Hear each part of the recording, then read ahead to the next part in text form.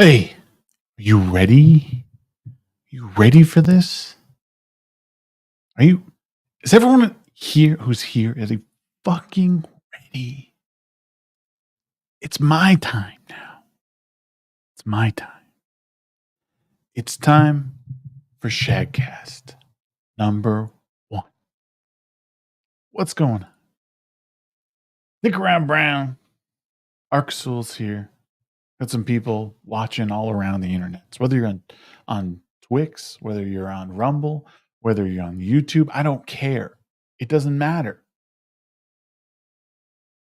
My mic audio is not syncing with the picture? What? Wraith Chat 70, what's going on? Stack 22, what is up? It's SHAGCast. Why is it not syncing up? Is it really bad? Maybe it's you. Refresh the page. Let me tell you something. I've had about enough of everybody's bullshit.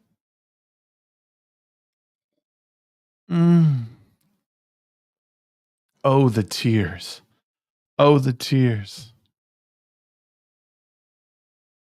Look like they sync. Maybe just a little bit. Maybe a little bit. Yeah, it was just you. First of all, I hate all of you. Y'all suck. The world's gonna end. Civil War is coming.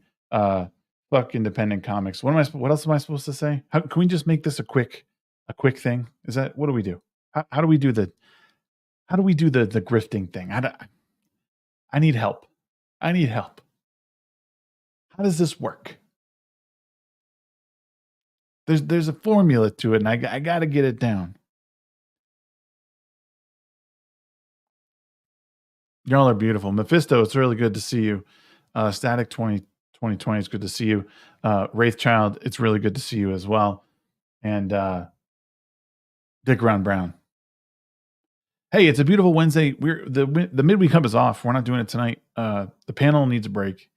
They need to rest. Vegas is coming up. And you know what? I couldn't stay out. I couldn't stay out. This whole thing, it just brings me back in. And you know what? I thought everyone else is doing it. Is this not the best coffee mug in the goddamn world, by the way? I thought everyone else is doing it. I might as well get my bag too, right? The internet is just full of people who are loud and angry, and they just haven't thought things through, right? No one's thought anything through. So I'm going to do the same thing. There's plenty of dumb stuff going around. Should be Mike on the cut. Dude, Leo was always my boy, though. Let's be honest. Leo was my boy. So that's who we got. I don't want to hear anything about it. Leo was my boy. If I were to pick, if it were anyone else, so my wife got this for me. So number one, not gonna get in the way of that, right? You're smarter than that. But yeah, Raph would be the close second. Raph would be the close second.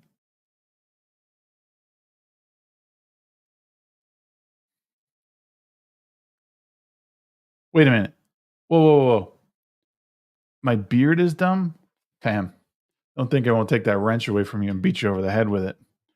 True Pop Culture, what's up, brother? But yeah, Raph's a G. I mean, you can't deny Raph is a G. But Leo was the leader. Leo held shit together. Raph was the one running in, you know, guns blazing, or, you know, size blazing, as it were. Majestic. See, that's what I'm talking about.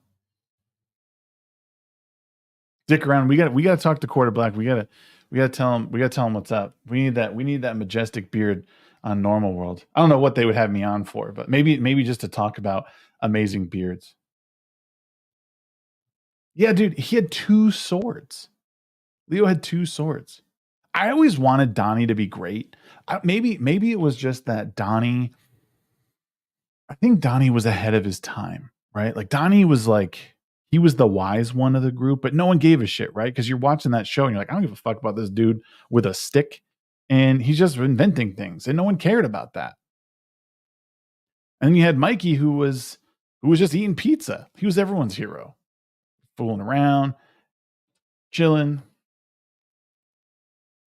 Oh, thank you.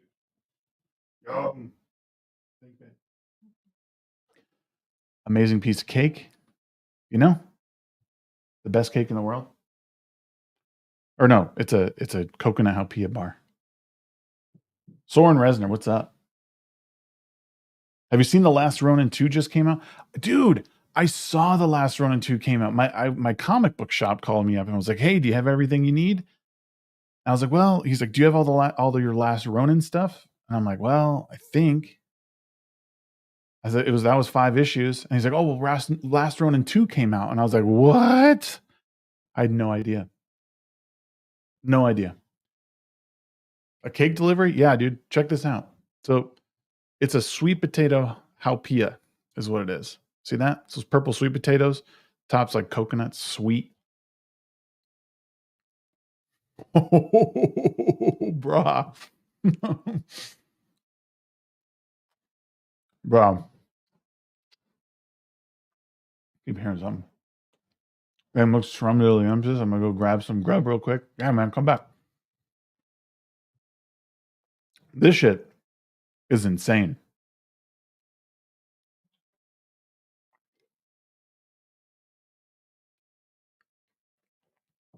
Where's that noise? Oh, it's outside. Live on air review. So, bottom layer, the crust, perfect. Like perfect. Um, the sweet potato in the middle just adds that that sort of like thick, like, but I can't stop flavor. And then the top, the coconut, the sweetness, bro. Like this is like what every guy dreams of when they think of like, oh, like I want my wife to like bring me something sweet or something good, like dinner, or like this is what you pray for. That you pray you have a woman who's great enough to do such a thing. This is what you hope she brings right there. Look at that. Can't even see it. Thick? Yeah. Hella thick. Mm. Mm.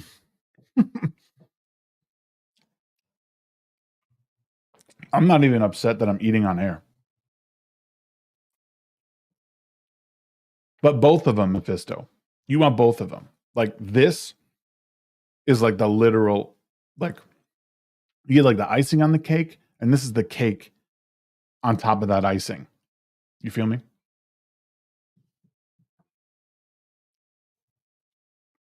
That's what I mean. This is different though. Dude, if you ate this, you wouldn't even know, Mike. If I handed this to you and said, "Here, have some cake," you'd have no idea that it was sweet potato. Like zero idea. Unless someone told you, like, "Oh, was that purple sweet potatoes?" You have no idea. Really, Mephisto? Okay. This is 10, fucking 10 out of 10, guys. What a way to start it off.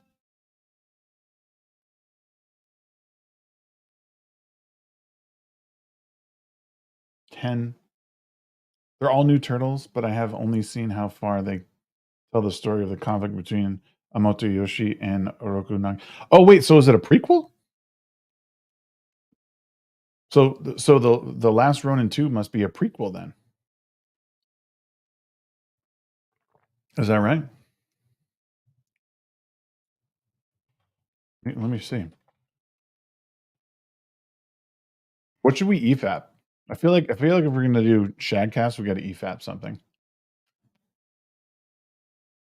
Oh, what? The Last Ronin 2 Re-Evolution #1? Hold up. More than a decade after the last Ronin defeated the Foot Clan, New York City finds itself in a state of steady decline.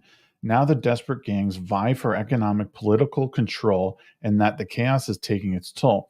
It's clear to Casey Marie that if nothing isn't done soon, the city she knows and loves will be lost forever.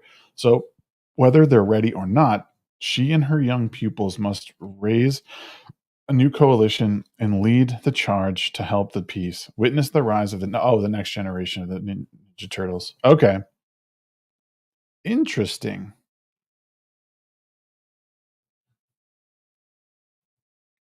That's cool. I'm down. I'm down. What up, Kang? I'm totally down. I can't wait to read it. I'll probably go pick up the first issue this weekend. The great beginning. It starts now. What should we, bro? I'm not, dude. This is what I'm gonna say about that Dylan Mulvaney shit. Everybody who retweeted that and talked about it took the bait, hook, line, and sinker. Y'all fell for it. I'm not putting that shit on my screen. Sorry. No way. I was so sad they talked about it on Normal World, but I knew they would do it. I knew it. I knew it would come up. It was very, very small, very, very small amount of time. But I was still a little disappointed that I even saw Garrett go, I couldn't, man. Yeah, you don't even want to know. There's no point in knowing anything. Abomination AJ, what's up, dude? Good to see you, brother, man. These are one of those things, like they talked about it real quick. Like that sort of thing is a psyop.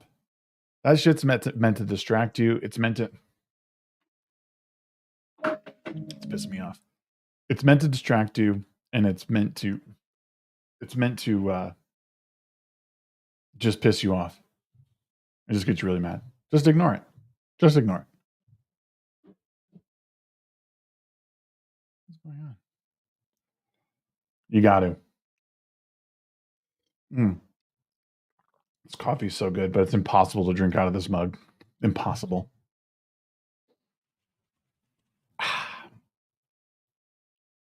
EFAP the Dylan Mulvaney shit, he says. What up, Sumo? Good to see you, man. Good to see you, man. Bro, this is what we're with the SHAGCast is like, it's the new thing. It's the new era casting. Every live stream we get the 5-member goal, right? We gotta get it rolling. We gotta get it rolling. We gotta keep them members coming in. Hope you guys re-up the membership. 5-member goal every single time. Set a moderate goal. It's troll content to generate their BS headlines. Hell yeah, dude. Easy. It's just making you mad for no reason. It's making you mad. And like I said, most of those like conservative Twitter accounts, they just ran with it and were like, "Oh God, I can't believe it. This is the problem." Oh man. Sumo Orange says, "Shags, your channel's great, but my biggest issue is that you don't have 998,000 more subs." Hey man, trust me, I'm right there with you. I don't know what's going on. Yo, Mike has bad knees with the 5 gifted. That's awesome, dude. Appreciate you, brother. Metastep gifting 1. Thanks, dude. Thanks, y'all.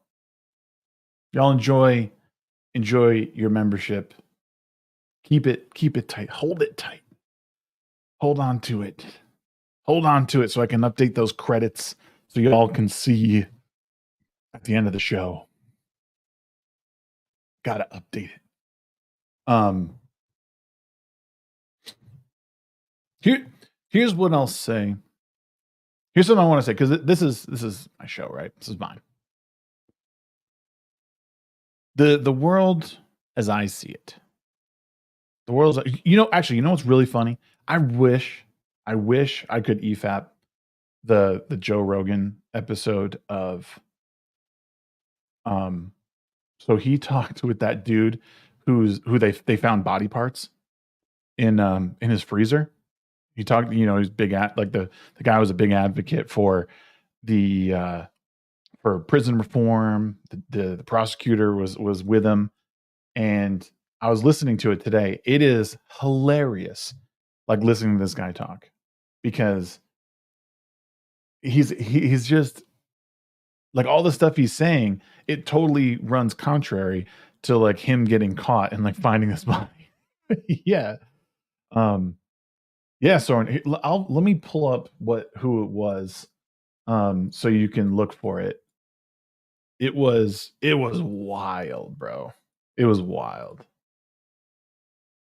Oh my god, where's my Spotify? Here it is. Yeah, and you wonder like how is this even possible? How is this even possible? Um so the guy, oh, he sat down with Ray Kurzweil. Oh man. Sat down with the Black Keys. That's cool. It was and Christopher Rufo? Damn. This was way back. Let me see. He did Brett Weinstein recently? Oh my god, I'm so far behind. I'm finding it. I'm finding. Oh, Josh Dubin and Sheldon Johnson. That's who it is. Josh Dubin and Sheldon Johnson. He yeah, dude, he was arrested um in connection with, so yeah, so someone didn't like was getting a wellness check. They found, and I guess I don't know how this guy was connected to it. I read the article the other day and now I don't even remember. I guess Joe Rogan was agreeing with him because Joe Rogan would agree with the most degenerate human if he was on. Well, he was. I mean, the story the guy was telling was pretty, like, it was pretty engaging, and it was, if true, like knowing what you know now, it's like, oh, like he sounds full of shit. But like as he's talking about it, it sounds like a really good redemption story, right? Like everyone deserves a redemption arc. But knowing what you know now about this, it would be, you know, it's like, oh, dude, like he's probably totally lying about a lot of this stuff.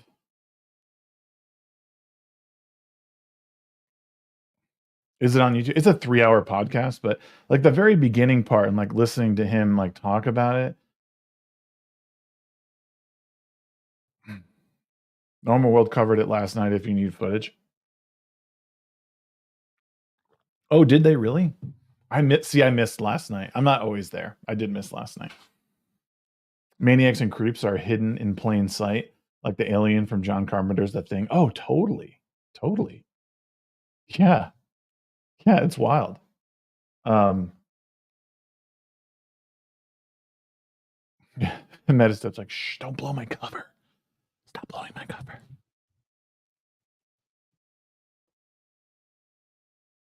Right. Yeah. So he's only, and that, yeah, that's a good point, Mike. He is only accused. He's not, there hasn't been any, he hasn't been convicted of anything. The issue is though, is like, I think a lot of people are looking at this, like you really, it's so hard to like trust people. Like, are people really learning their lessons out of this stuff? Or is it just, is it just impossible to break out of this crime cycle? Um, so I wish Joe Rogan wishes he could have some of the meat. Right. You're probably right. Mm. Show boobs or show bobs? Yeah, Meta, I'll tell you, if I had them, I'd probably show them, because that's the real grift, is like just the low cut, you know, some of this action. Nah, he's guilty, allegedly. Oh no, yeah. What they found the like they found a head, didn't they? In his freezer. So unless someone went to his freezer to put Like it wasn't like head and arms and stuff. Like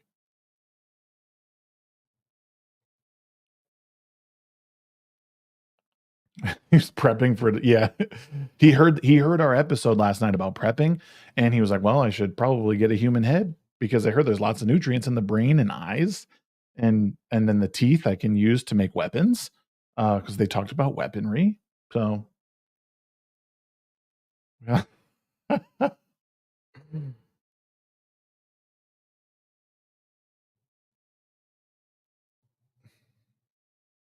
Yeah. I don't know, man. It's just yeah, it's I mean, just a crazy, crazy turn of events. I gotta so here's what I'm gonna say. As someone who's doing this and watching the world tick by, someone who's watching the world tick by, on Twitter, X, whatever the hell you wanna call it. What are we calling it? Are we calling it Twitter? Are we calling it X? Are we calling it Twix? What are we calling it? I need to know. Tell me right now. Chat, hello? I wish I could see Twitter's chat, and I can't. I don't know if anyone's talking to Twitter. I'm calling that shit Twitter. Okay. King said Twitter, so that's what I'm calling it. King said it. That's what we're doing. Unless anyone else hasn't a if anyone else has an argument.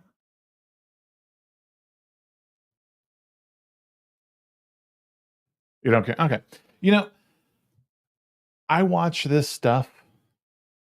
I watch all this shit tick by, and I watch good people that I know engage people on this platform, and I think, why, dude? Why? Why are you doing this? Why? Why are you wasting your time? Here's what we're gonna watch. How many people are here? We have 57 people watching across 2 platforms. No, hold on. We got 61 people watching across 3 platforms. We have a couple people on over here on Rumble. Riken Knight, what's going on, dude? Good to see you. Sorry I didn't see your chats. He's Raken over on Rumble says, "What's up?" He says, "Yeah, but it gets them engagement, which makes them money. Even helps people they despise." Yeah, dude, I agree. Let me bring the chat up. I'm sorry, bro. I really apologize. I'm going to bring something up. Hang on, what's going on? Good to see you. I want to bring this up because y'all need to listen to it. Y'all need to listen to what was said. Where are we? Nope, it's not that. We might talk about that. Shit, where is it? Here it is. This is what we're going to talk about because I need you guys to don't fight, please, please. Nope, we're not inviting. We're going to present. Share my screen. I posted this the other day and said if you could watch if I would ask anybody to watch one thing, it would be this. I really wanted people to check this out because I thought it was important. I don't know. I keep seeing stuff like this, and Abigail Schreier keeps talking about stuff like this, and I feel like she goes under the radar a lot of times. I don't know why. She's a very smart lady. She's done good work. I think she's really fair in her assessments of everything. But she was on the Joe Rogan Experience. It's another episode I would suggest you guys check out. She was on after Dr. Phil here on February 27th. So check that out. All right, let's check it. Check it out. Really considered that until your book. Until I heard the title of your book and I read the synopsis of it, I never really considered it. I never considered that thinking about your problems all the time and talking about your problems all the time literally make the problems grow. All right, we're going to pause it right there. Do you guys get it so far? Do you see where this is going? Do you see where I'm going with this? Do you see where I'm going with this? I see this constantly on the Twitter platform. You take this and like people are constantly fixating on problems and everything that's going on there, and they can't pull themselves away from it. And it's just exacerbating this problem over and over and over again. That's right. I mean, it's the number one symptom of depression is what they call rumination. Yeah, and I would almost like and what her saying is the number one. Wait, how did she put it? That's right. I mean, it's the number one symptom of depression is what they call rumination, this pathological obsessing over your pain. Yeah. And what is Twitter if not it's meant to keep you like hooked in. Like the very nature of it is to keep you there. So if people are obsessing about things on Twitter constantly, it's what they do, right? If they're constantly obsessing about stuff on there and the app is keeping them in place, it's like giving them just enough dopamine to keep them there, but like not even like good. Like these people are like actually depressed. They're not happy. They're not feeling good. It's almost like they're addicted to this like this makes me feel like I can't feel anything unless I'm here. Meaning like almost like they have nothing outside of that. That's why stuff like exercise, that's one of the reasons, aside from chemical reasons, one of the reasons that doing anything, that running errands is good for your mental health, getting out of your house and accomplishing anything is good for you. But sitting touch fucking grass. This is something that since I got out of the hospital, I've been thinking about. Like I've been really, really thinking about this. It's like just going and getting something done. It's why like recently I've even like brought like I mean I can't drive, but like walking to the store with my kids is like and the store is in walking distance. And even that is just like it's a thing outside of where I am and like a checkbox, like, oh, this feels good to get out there and do it and be done. It's so good for you. Get the vitamin D, the sun. Breathe in the fresh air. King says, I'll bring it up. To bring a faith element to this convo, this is also why after repentance, we're not supposed to dwell on our sin and distance ourselves from it. Yeah. Yep. around talking and thinking about your problems, that's a bad habit. And the best cognitive behavioral therapists and others, the dialectical behavioral therapists, the ones who do really well with depression, the first thing they do is try to break that bad pattern. But a lot of therapists just indulge it. True. I think that's one thing. I even talked about this with my therapist this past week, and she almost like looked at me sideways as if I was like ahead of the curve. I was trying to get ahead of her, saying like what she was doing was wrong. It was quite an interesting, like I could see it in her face, like this quick little like, and I caught it real fast. Not to say that I'm smarter than her. I'm not. She's really good at letting me talk and like get through things. And I don't like my therapy session is like then, and then we talk, and then I kind of like I move away from it the rest of the week and try and keep out of it. But it was a funny moment when it like kind of brought this up about how some therapists feed into this bad feedback loop.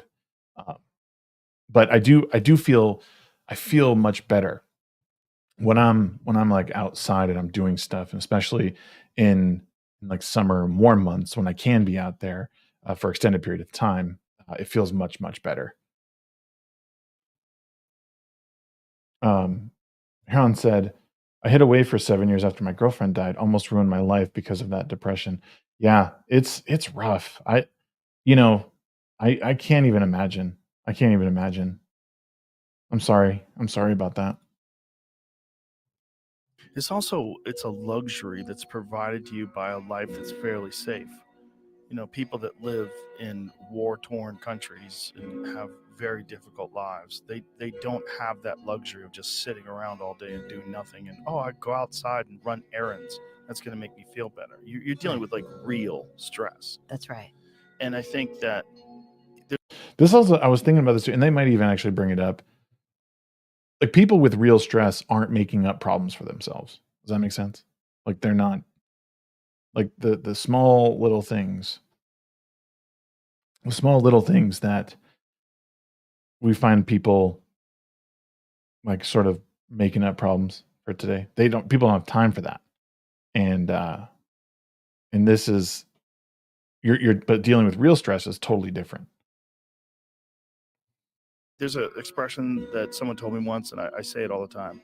The worst thing that's ever happened to you is the worst thing that's ever happened to you. If it's you got a dent in your car or it's your parents get killed in a car accident, either one of those things is the worst thing, depending upon the level of whatever stress or anxiety or horrible things that you've experienced in your life. That sort of measure, that's your watermark for what you can and can't tolerate. That's right. And what we should be telling kids is that the amazing story of human history is of resilience. Yeah, this is another piece, is like, we are here because of the resilience of our ancestors, right? The things that they had gone through, the hardships that they had experienced, even our most recent ones. Like, the fact that they held on and persevered is why we have the luxury of existing today. And I don't think we give that enough credit in the long run, right? But I think this is really super important. And again, I think when I listened to this clip the other day, it took me a while to listen to, because it's like 7 minutes long, but I was watching my son while I was doing it. And I just related this to all the people I see on Twitter, and I feel bad for them, because I feel like they haven't really listened to this and understood what it means to understand like their history, how like, I hate even saying the word, how privileged they are that they can sit all day and bitch on Twitter about something they do or do not like or whatever. And it's like, it's almost infuriating to watch. It's infuriating. It used to be the case that people lost a sibling. That was common. People lost a parent. That still happens, right? These things still happen. And the amazing story of human history is...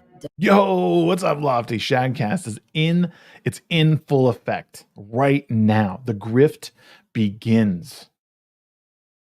That doesn't mean it's not painful, but of resilience. They get on. They aren't permanently suffering with mental illness or mental problem. They form families. They are responsible in their jobs. They show up for work. They can be depended on by their friends. That's the story of human survival and resilience. And unfortunately, we're telling kids, no, you've had trauma. Yeah, you've had trauma and you need to work through that trauma. Right. It's not just, this is just a part of life. And, you know, what you need to do is just go out there and live your life and you'll get over it. And, you know, the thing is, the truth is that most kids and most people did. Yes, bro. Just fucking get over it. Yo, Hypnotics here, hitting the like button. Did every motherfucker in here hit the like button, by the way? Did y'all hit the like button? Hit that like button right down. See that little thumbs up? Hit that bitch right now. Hit that bitch right now. And share this stream out to your friends. Let's get more people in here. I need something to really grift on. Right now, I'm giving life lessons, Hypnotic. I'm giving life lessons that people should fucking think about.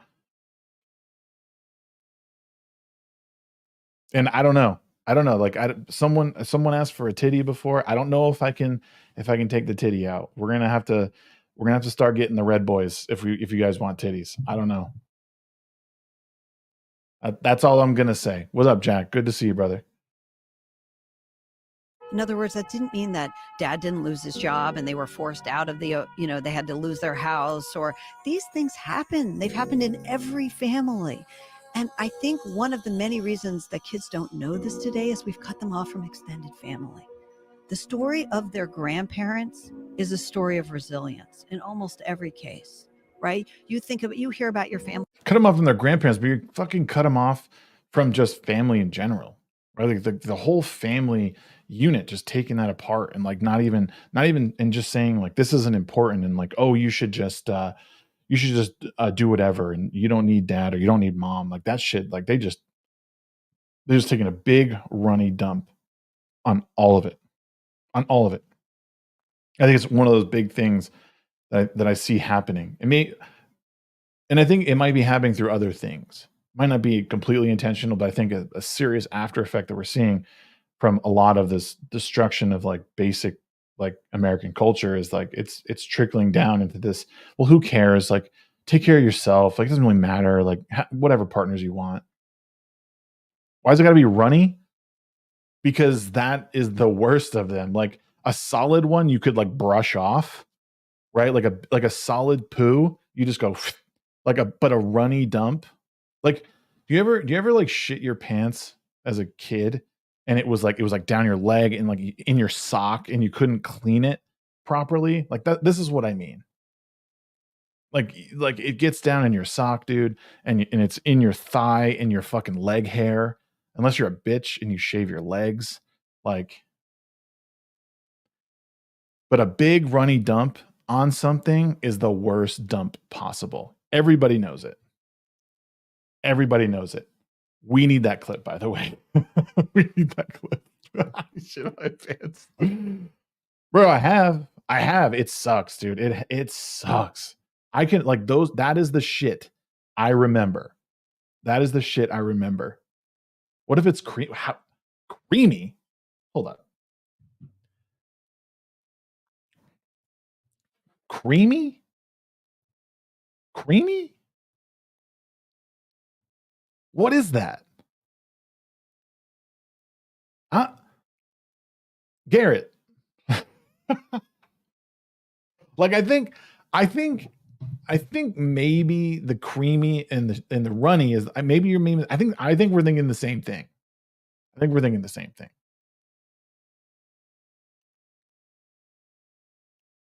I mean, creamy is worse than runny? I don't know how it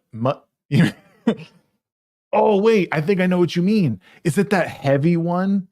Like it's like after a good Mexican dinner or something like that, like a big greasy dinner, and the next day it's like that, yeah, but it's like heavy creamy peanut butter and it just goes in the toilet and it's so heavy that even the water can't pull it. It's like watching the tide pull back around a big sandcastle that you made, and the water's just pulling around it and it can't actually. Yeah, is that what you mean? I think that's what you mean, because I've had bro. Oof. No, it's not even a floater, dude. It's like a total sink. Like that shit hits the water. It's the one that hits the water and it like kisses your butthole and you're like, oh, it's that kind, not a floater. We just lost fucking 8 people. They're like, I'm the fuck out of here. Who is this guy?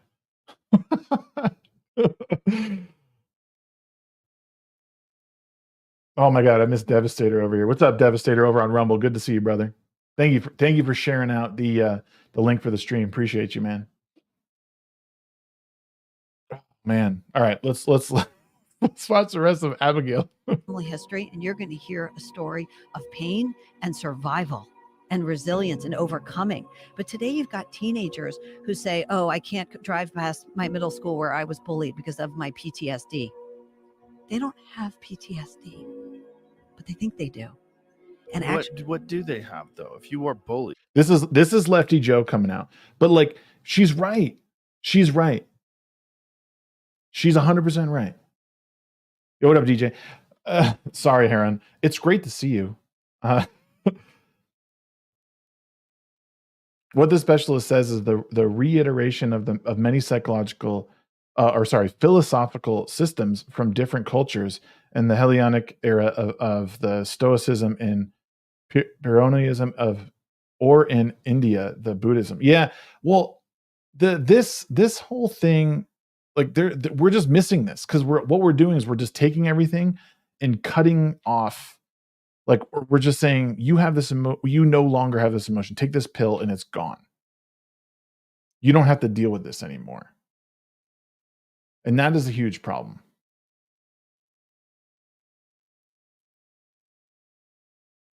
He ain't lying. that does have a significant psychological effect on kids, and it can lead to lifelong depression.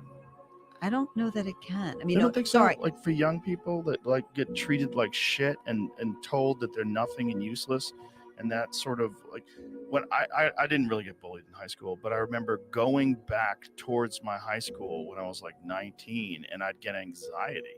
Right. I'd get weirded out by it, you know? Right. So let me 'Cause just say, yeah, You start feeling Yeah. like you used to feel. Bro, like, let's be honest. I don't want to talk shit on Joe, but like Joe, you're getting anxiety by going by your high school. Did anyone here get anxiety going by their high school? Like it's a building.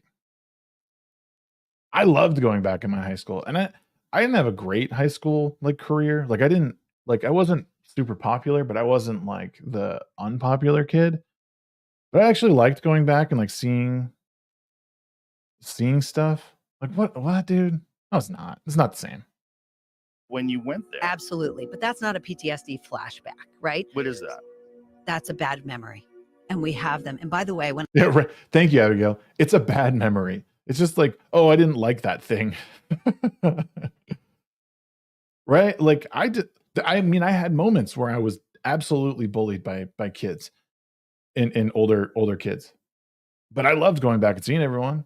But anxiety, come on, dude. Like you just didn't like it. But even then, just have a bad memory of it. I say you can't have, bullying can mean anything, right? Right. So when I say I'm talking about teasing. I'm not talking about the horrific abuse that some kids have gone through. Yeah, good clarification. This is the other thing that I think I'm like fed up with today is all the caveats. I was talking when I was talking to comics comics division last night. I think he even said it on stream. It's like you always have to caveat things. And I'm so like even her here is like I'm not talking about like being like physically abused or like like really horrific instances. Like I'm just talking about like the random teasing and like body blood, like the normal everyday stuff.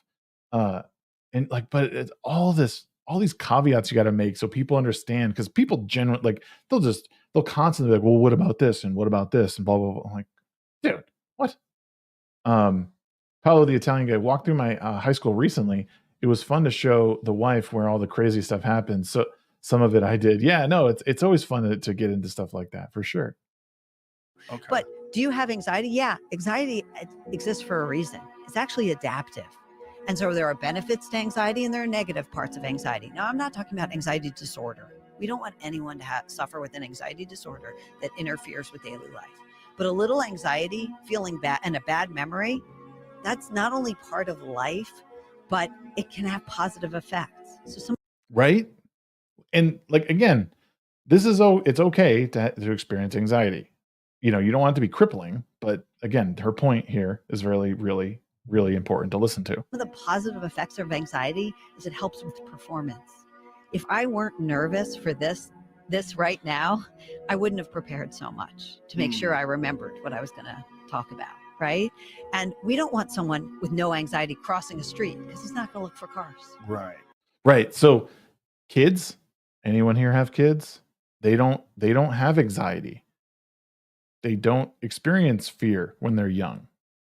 Not in the way we do, because they don't understand that if they walk out into that street, there's likely a car that's going to take them and anyone with a child who had a small child at a certain point knows exactly what she's saying. And it's the very same thing.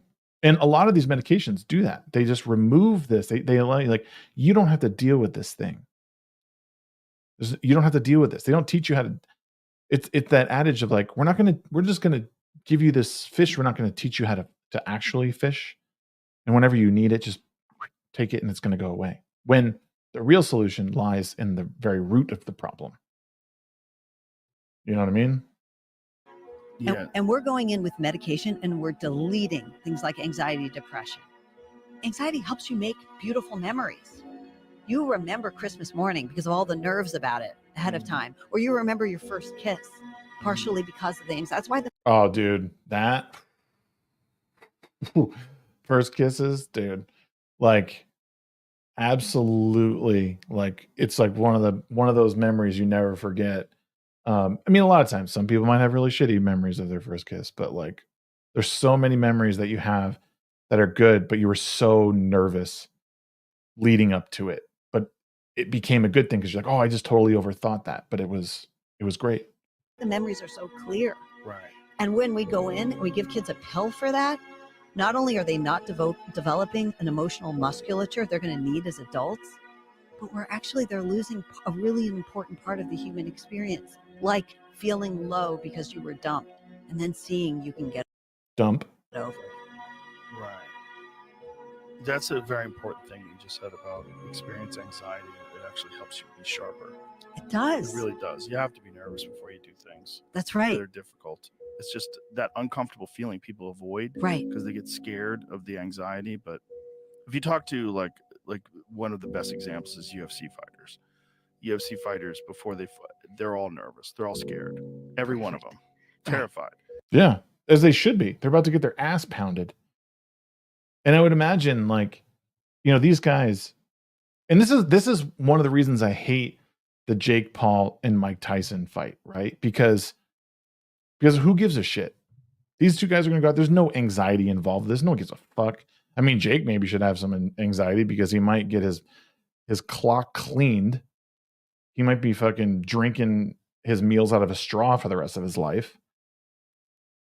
But like, you know what I mean? Like there's no anxiety leading up. There's nothing to gain or lose. Like that's where we're at with this. So, but like watch when you on Saturday night you watch these UFC fighters like climb in the ring and they're just like they're trying to shake those nerves off and they're already sweating. They're already sweating and they haven't even done anything yet. And they're taking, like these guys are ready. They are so ready. Like from that bell hits and they're dancing. Like, dude, there's nothing bad. And I'll tell you, like it comes like in so many forms, like my high school baseball career, college, like every time you're about to step out onto the diamond, like, and for the first time and people hear your name as it's being called out, like that anxiety is good. Like, oh shit, like, am I going to trip over the foul line here? Or am I going to run right out? Or, am I going to completely swing and miss at this ball? Or, am I going to trip over first base as I'm trying to run out my home run or whatever? Bro, it's going to be, I mean, it's so, I mean, to watch people manifest that fear and anxiety into an unstoppable rage or, to win is like the most beautiful thing. And I think it's mostly definitely seen in like the fight, like in fights, boxing, UFC. I mean, a lot of professional sports, but like a lot of these contact sports for sure. And they don't want to fight if they're not. Right. If you're too calm and too relaxed, you actually have bad performances. And I'll tell you something else. Same is true with depression. Now, I'm not talking about major depressive disorder that's chronic and needs treatment, of course, right? But if you have something bad happen to you, you go through a divorce, you go through something hard, okay? That doesn't mean you should never try, use meds or therapy if you absolutely need it. But there can be good. And here's what can be good, okay? Depression is adaptive. Okay. And the purpose, I learned this from interviewing a lot of evolutionary psychologists.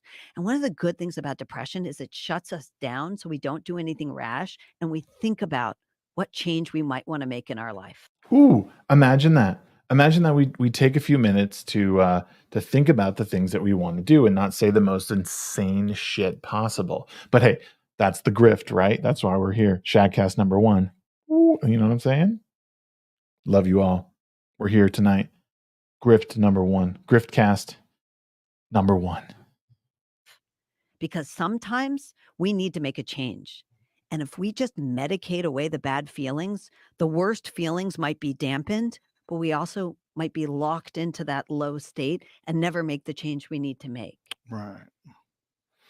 Because we'll lose the motivation. That's the thing. We won't say, you know what? He treated me badly. I'm tired of this. I'm not getting back together with him. Right. We might just accept it and keep on.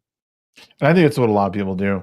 I think it's what a lot of people do because they don't know. They've just been told that this is what we got to do. We just got to stay here. We just got to stay here and it's easy and you don't have to do anything because we'll take care of you. Stress also has a positive side. Just like anxiety, It is the permanent state of alert that consumes mental tranquility and physical health. Mm-hmm. Wait. This King said, "Grift us harder. Grift us harder, Daddy. Can go." At the root of this is the ability to cope or lack thereof. Yeah, I thank you for indulging me in this because, again, I think this message is important. Obviously this is not this thing is not the grift part of this whole of the cast, but like. I just like at some point someone needs to tell you dumb motherfuckers to like use your fucking head. Sorry to say. That's what I'm just gonna say. You guys know that I mean well, right? I tell you to shut the fuck up. I tell you to listen. I tell you to use your motherfucking brain and not be a dumbass. You're not gonna run and cry to your mammies. And I appreciate that.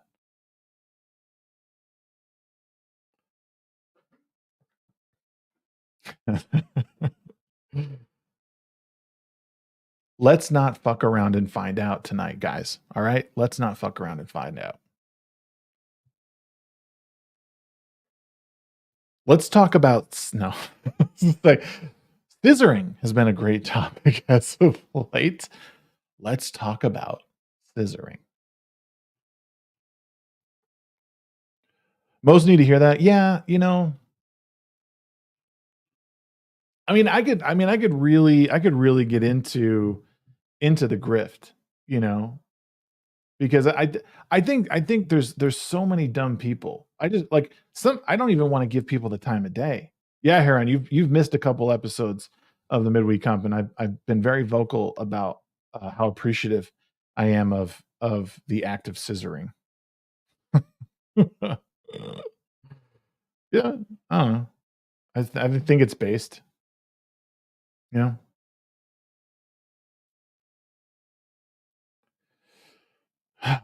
We need to get on that dumb whatever podcast. Have you battled the dum dums?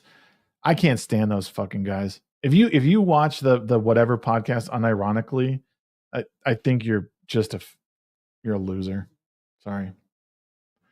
Those guys don't add anything to the conversation. Like, and if it's me, if I'm doing a true assessment of that podcast, it's that they're the biggest grift going. Like, it's all a setup. There's no way that any of those girls are going on there like, "Oh, I'm gonna change some minds today." Like, excuse me? It's like these dumb people who are on TikTok, right? I come across this TikTok the other day, or it was like yesterday. It's this guy it's like a man on the street thing, and he sees couples walking by, and he essentially is like, "Oh, like, do you trust your partner?" And then he's like, "Yeah." And he's like, "Okay, let me see your phone." And the chick gives up her phone, and like 5 minutes later, it's like they're reading off text messages from Jay across the cubicle, who's like getting blown by this guy's girlfriend. And it's like, this can't be real. People in real life don't just like get like, what?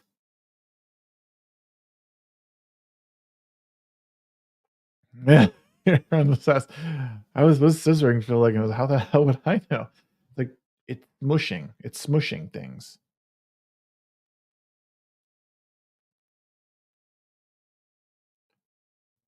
The what Brian, yeah, Brian the host. Yeah, like I don't want, but those guys that again get paid. It's like the ultimate grift, right?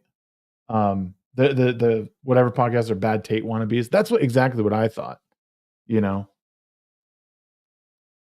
Or it's like fresh and fit, but like, yeah, it's just fresh and fit for white guys. Is in a nutshell, OnlyFans model. I love selling my body at whatever cast. You whore, chuds, butthead laugh based. It's so true. It's so true. I hate to say it, but it's true. Whitewash, fresh and fit. Yeah, that's all it is. It's the exact same format. I think they sit around a circle table, not a square, not a rectangle table. So, I mean, props for that, I guess. Oh,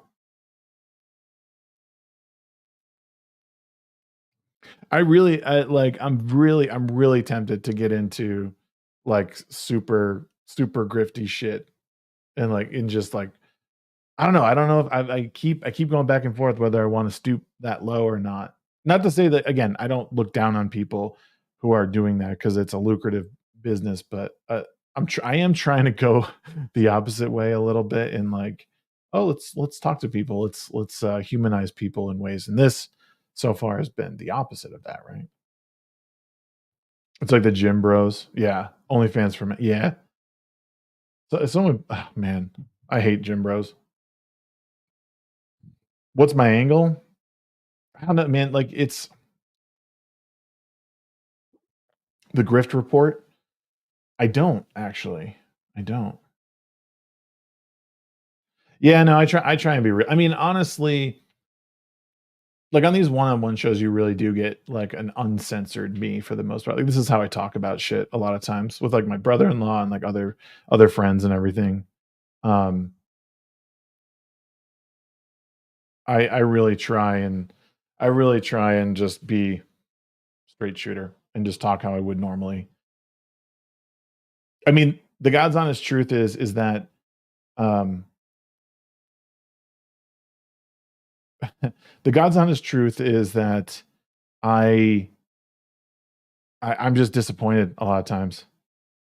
I'm really disappointed in what I see, and sometimes I just think if people could be a little bit more upfront, we would do we'd be great. We would be so much better. People would just be honest. And you know, but you got to fear. Always got to fear like what someone has to say. Mephisto says, "Shags, we get it. Time to rip apart the Ira trailer." I mean, if you can't be honest, like, I mean, was the trailer the best? No. I don't think anything that was done first has ever been great. So, am I disappointed? No. It is what it is. I got what I needed to out of the trailer. I see what they're trying to go for. So, it is what it is. I said from the beginning, Yaira didn't interest me. That story did not interest me. Alpha Core interested me. I saw him interested in me. That was it. Um, right, and I don't like I said, like it's here's my criticism of that trailer. If I'm going to be honest criticism of the trailer, her accent wasn't consistent. That's something I noticed, which bugged me in a really probably like who gives a fuck way. And the guy's toupee, like his wig really bothered me. um, that bothered me. Uh, but I don't know. Like other than that, like I understood what was going on, or I understood it was a teaser. You know, so it's like these superficial things happening. I like that they included, you know, Isom coming down on the car and like put him into it. And it seemed like the voice that was at the end was Alpha Core, Brian Solari. So, and it's, like again, it's a brand new thing, brand new studio. And if like if I went to the harshest criticism, this is my harshest criticism of it. This is my harshest criticism of it in that if the studios part might be too soon. I would rather see, and you know, I would say that I don't know what has been said about it because I don't closely follow everything. Is that I don't really care to see anything live action, but it's just a live action teaser. I am much more interested in seeing animated stuff than I am live action, and that's my harshest criticism. And I don't necessarily think anything else. Like I don't know. And on top of it all, like what I'm seeing what I'm seeing from people in general who are so obsessive about this back and forth, right? This like ping pong of fuck you, no fuck you, no fuck you, no fuck you.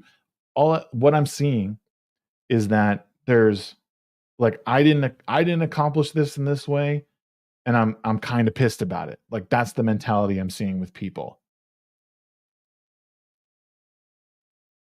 Right. And King, I don't like King says, well, doing the animated was more expensive apparently. Right. And I didn't see anything about it. Like that could be the case. Again, that my criticism of it is just like, who cares? Like if for some reason he ever heard that and was like, oh, maybe he's right. Maybe we'll do some other, like I don't care. Like it's just me talking about it. Like I'm not like my criticism does not say I want anything to fail. It just says these were my initial thoughts on it. Boom. Done. Don't care. I want to see people succeed. I want to see people who are making like good, creative, dope shit. I want to see those motherfuckers succeed. I want to see you make money. I want to see you feed your family and buy everything that you want. That's what I want. Like there's no reason that people can't just like, you know what I mean? And I think too, if you're someone delaying projects, and I don't know who is, I'm not even going to say names of who is, but if you're someone delaying projects by years, and you're being uber critical of someone who puts stuff out on a relatively consistent timeline, I don't know if you have a leg to stand on. I'm sorry. Take that however you want. Be mad. Fucking be mad. EFAP that all you want. But yeah, you can't be mad when someone is doing something successful. You know? And people are like doing this thing where they're like, well, he only sold this many books and this much merch. I'm like, you could do the same thing to other creators who have successful comic books. They're only selling a certain number of books and a fuck ton of merch, statues, and whatever the fuck they are. But like weird obsession timeline, like tennis matches, is like, it's boring, man. These people are boring doing it.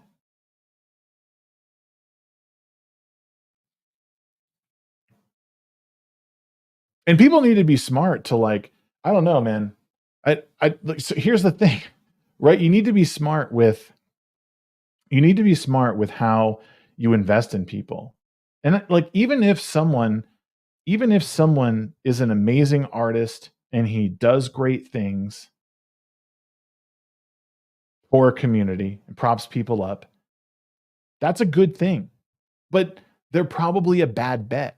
Like investing in that person and putting money behind that person is probably a bad bet. It's great that they have reach, but putting money behind that person is probably a bad bet because they're going to continue to rake in whatever money they can and not necessarily deliver what they want. Not again, I don't name anyone. I know a lot of people who do this. I know there's a lot of creators out there who run campaigns and don't deliver on them.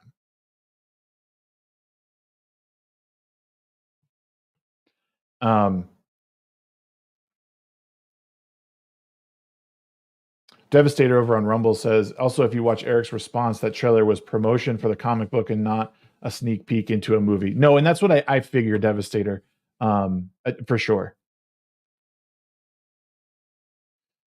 And here's my other harsh criticism. The other harsh criticism I have for like the Rippaverse right now is that it's not my art style.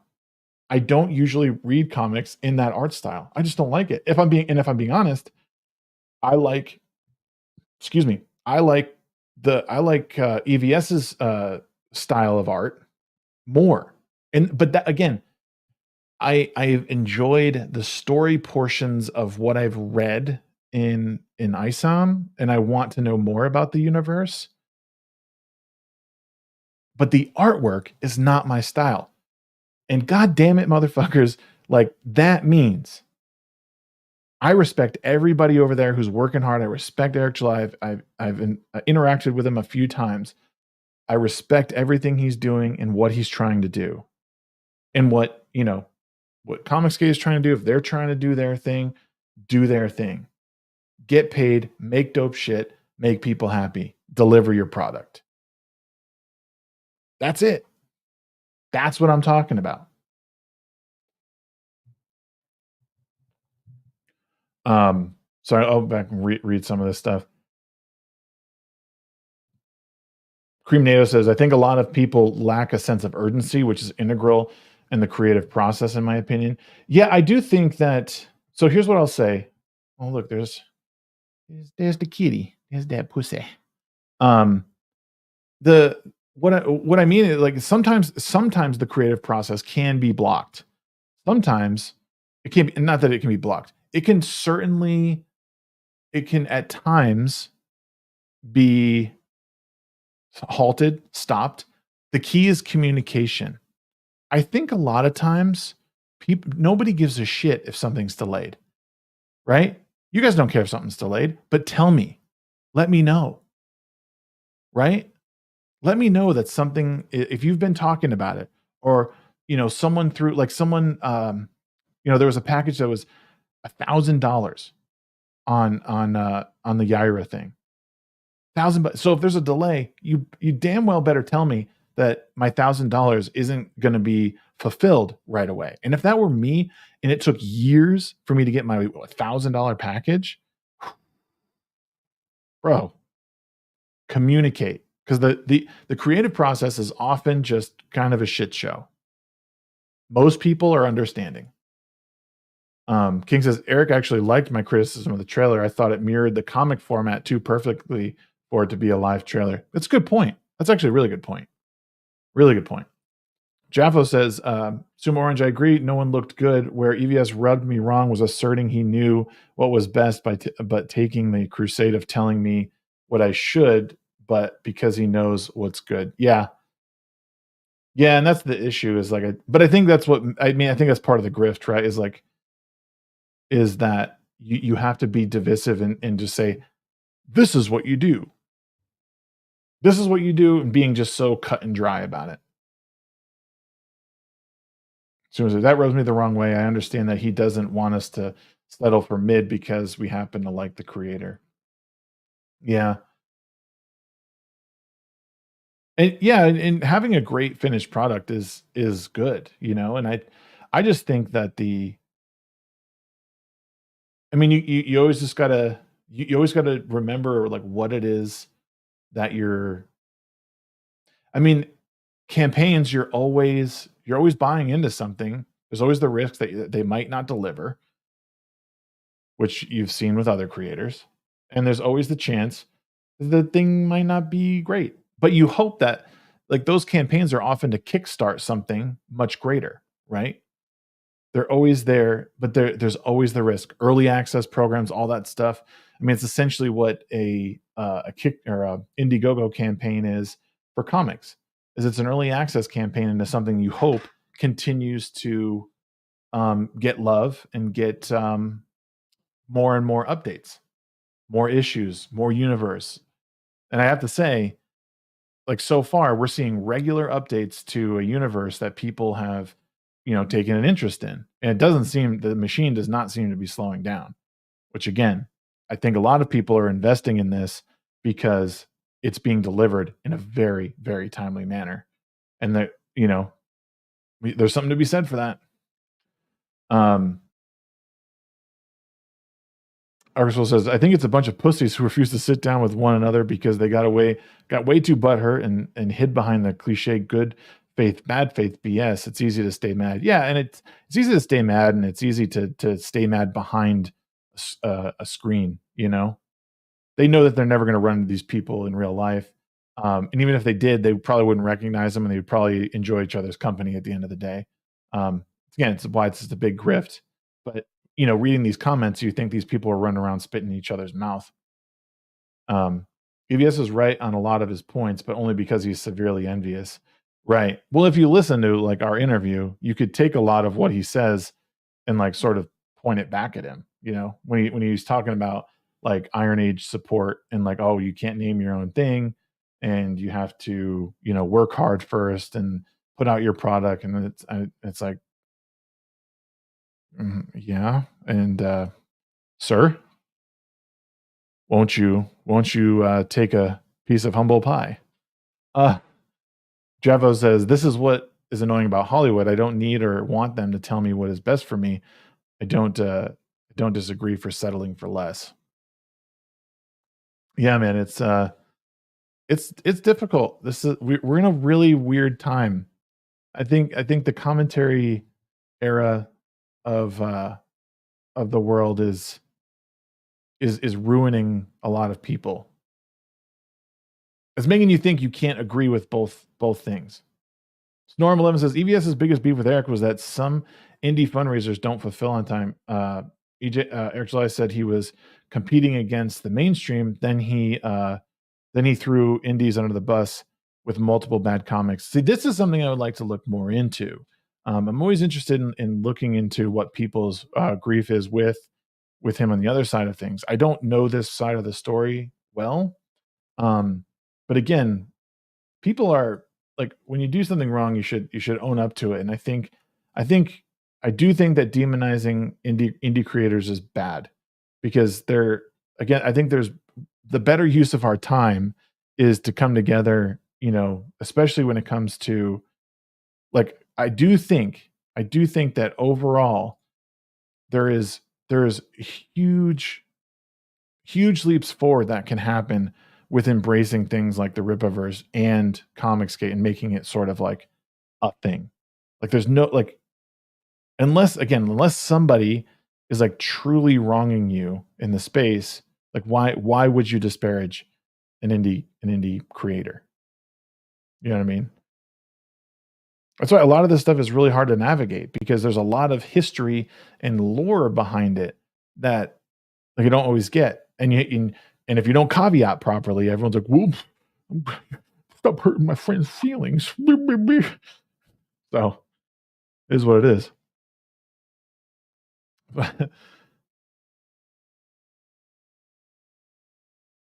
And this is a good point. Gary says indie creators should be criticized if they don't deliver the product they say they will.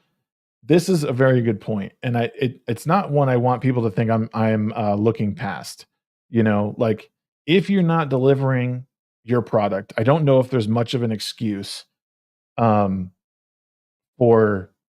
And I did say this earlier. There's not much of an excuse for you to be bad mouthing another creator for his creative choices in his own universe. And like where EVS and I agreed was like, if you're making criticisms of the actual comic, like I don't like the story beats, I don't like how this flows, that is different. You know, that is a different, and you know, whatever. Okay, I guess if we're gonna make fun of each other, that's funny. I don't really see it like that, but like that's why this whole thing is so incredibly tiring. Like, especially, watching it in almost real time on Twitter. You're just like, bro, what? And I don't know.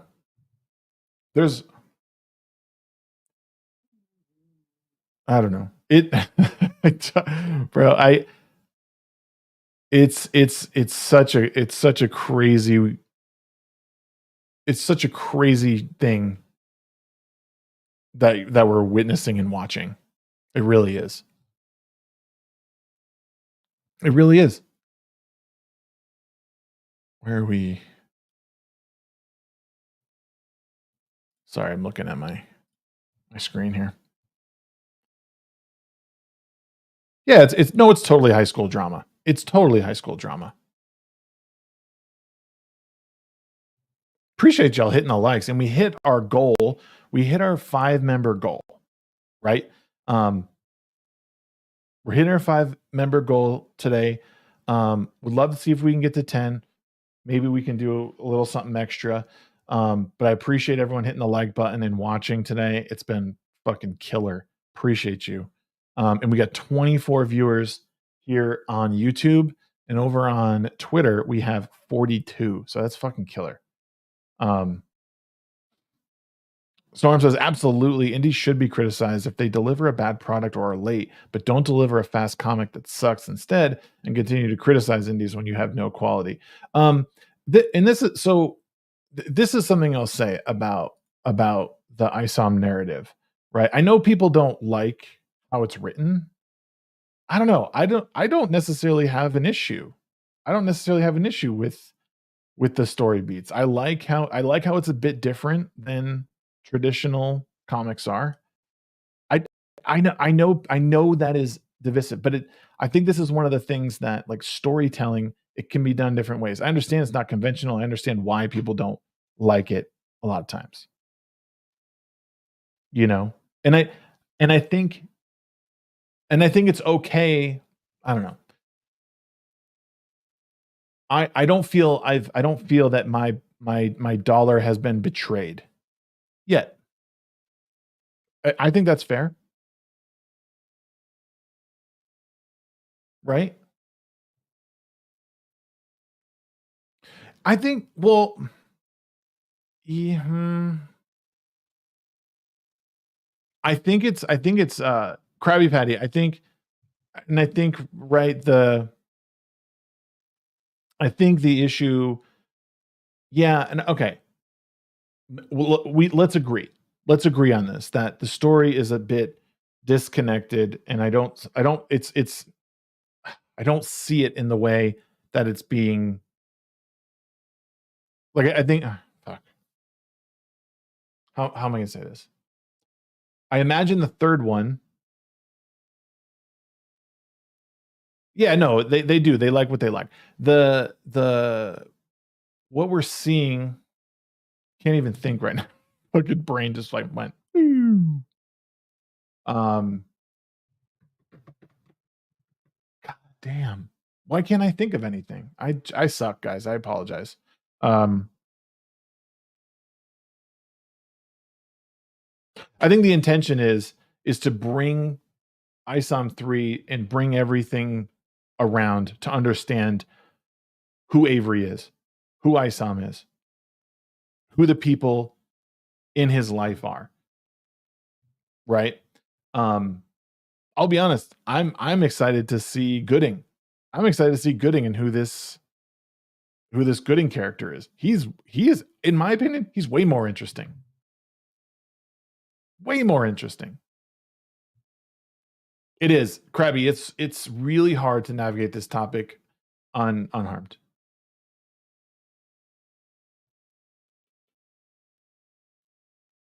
Actually, Snorm, I actually am monetized.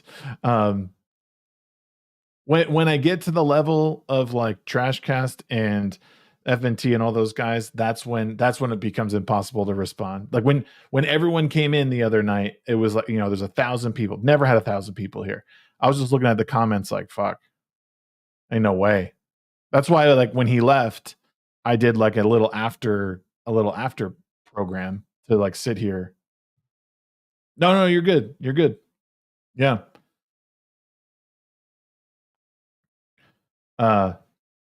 It's interesting to observe from outside. I'm hoping the best for indies in general. The big boys need a kick in the ass. Yeah, no, they do.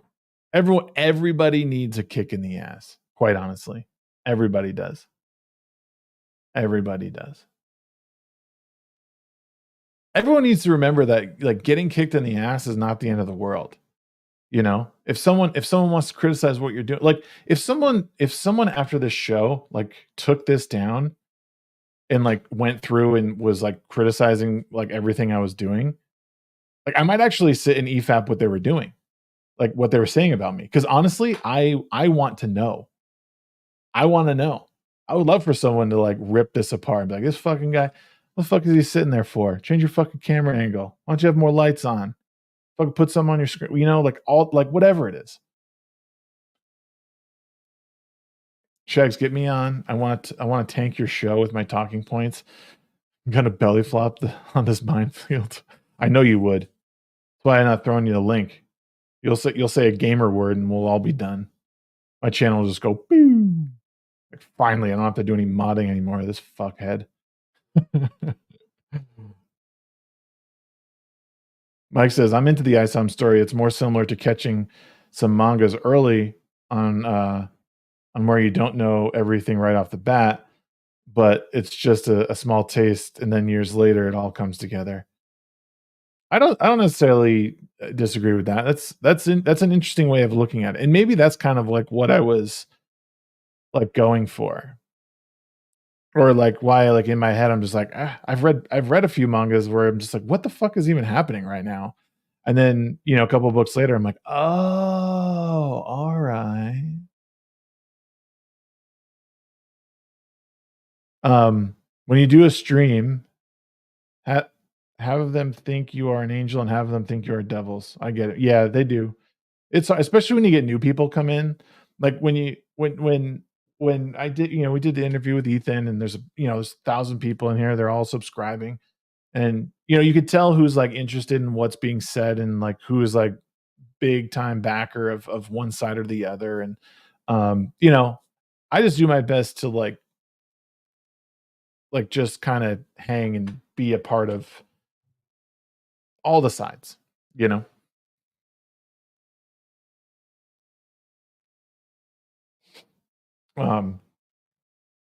always been a fan of criticism without seeing what you do wrong. You can't probably understand and fix it. Dude, 100%, dude. King has a good point, man. I'll say this, dude has had 4 massive campaigns back to back to back, or all back to back for sure. Dude, absolutely. Travis says, Shags, have me on. I do the art for comics division. E can talk trash about comics and talks, and makes brutal memes of culture. Yeah.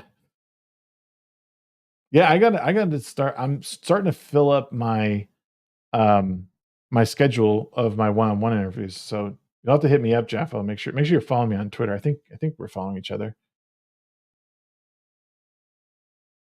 Yeah, despite the criticism, it's not just fan fervor, right? Like there's something to be said. There's something to be said about, the support that they've garnered. People as a collective don't throw millions of dollars at people because they don't trust them. Say what you will. Streaming play of video games suck in YouTube, but I like sometimes watch some crazy YouTuber gamers like Big Saru, crazy Japanese MGS gamer. I play games sometimes. I do have a gaming channel that I'll be playing more on, and I'm on Twitch too. I just don't have much time for games anymore. Yeah. The campaigns have gone down. Have they? Yeah. But not significantly. The first one from 1 to 2, yes. It was what? 3. What was the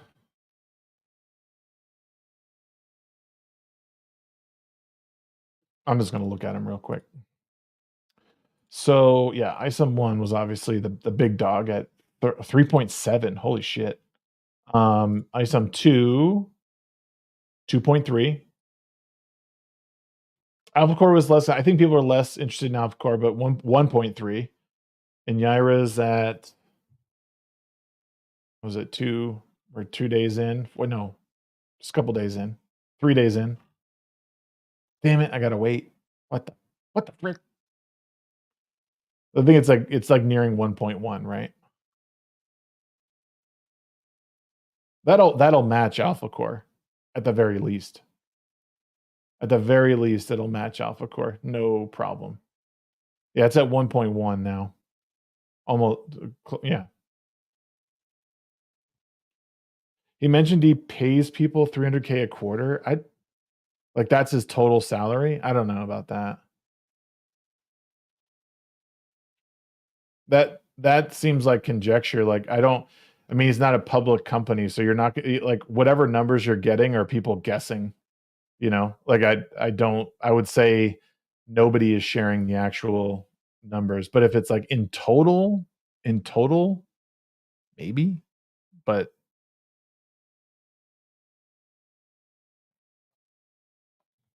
the real question about Yara is how many books are going to have sticky pages? Yeah, it's an indicator of drop off. Pal World, yeah, the same thing happened to it. Does that mean it stopped being successful? There's always a drop off in one form or another, right? I think I would be more I'd be more concerned if we saw there's been a lot of hype around Yaira. So my prediction was 2.2 on this campaign. That my yeah, I mean that was my bet on it, which still might be a bit high. What are you doing, cat? You need to go out? Hold on one second. I'm gonna let the cat out.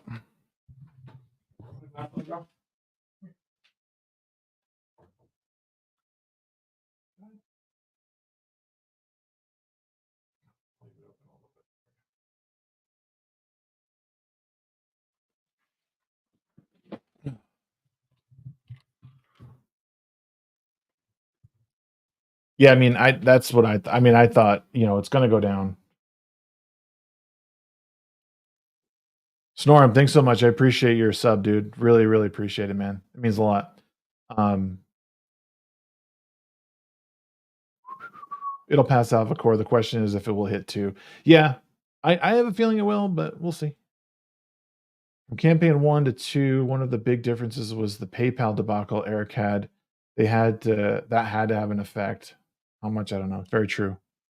Yeah, I forgot about that. I forgot about the whole PayPal thing. They were holding funds from him, right?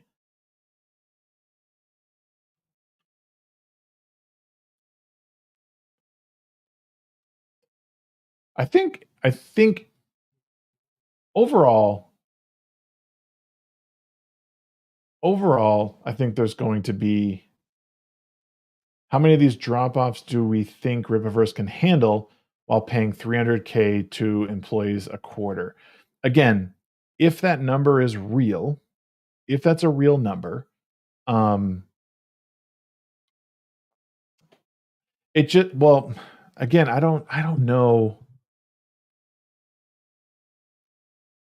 Well, that's the thing. It's not this isn't a public company, so it's not it's there. I don't know if anyone has access to those numbers. Again, whoever gave you those numbers, it could be real, it could be higher or lower, it could be exactly that. I don't know.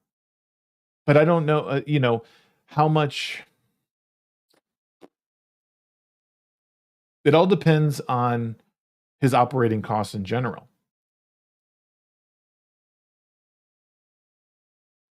And honestly, really, and this is something I said with Ethan is that and I think overall is that the cream rises to the top, right? We all know that things that are withstanding the test of time, like they're just good, and they're good because people continue to read them, they continue to invest in them, and that's as someone who creates things, that's what you hope for. You hope that your efforts prior to, like in Eric's case, all the work he did before releasing these comics and all the work he continues to do within his own universe are what is one of the driving forces. If he screws over his customers, or if his customers feel as if their money is not being put to the use that they expecting, he will feel the effects of that. And if he doesn't course correct based on that, then be where he is. But as of right now, for me and several thousand other people, they feel confident handing over their money to that man and his company. And there's plenty of people on the opposite side who are not a fan of him, who invest in their creators of choice. And, they have their flaws.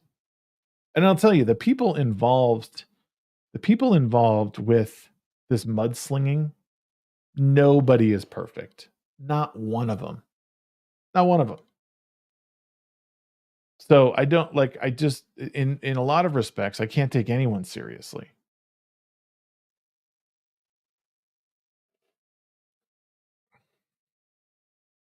The only people who would have that would be Ripa and his executives, right?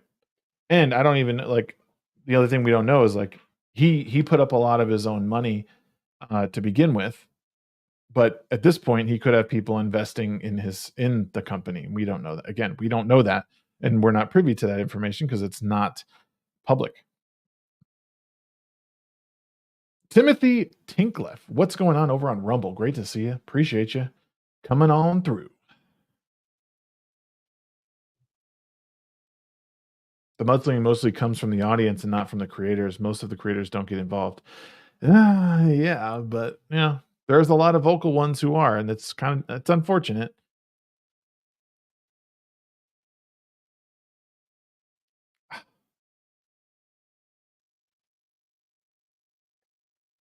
Artist says, I won't be giving Ripa any more of my money. I don't like his storytelling, and I think it's as a subpar book. It is what it is. Like what you like, but don't call me a hater for my opinion. That's my whole thing. Yeah, like again, I don't care what people do, man. This is what I mean. It's like put your money where you feel comfortable. If you feel you're not getting the bang for your buck, then don't invest in it. Who cares? I'm not. Whatever. Doesn't bother me. Yeah. We all have the right to our own opinions, except for you, motherfucker. Yeah, you. I'm looking at you. You don't have the right to it. I do. What I say goes, and you just say, yes, daddy, and that's it.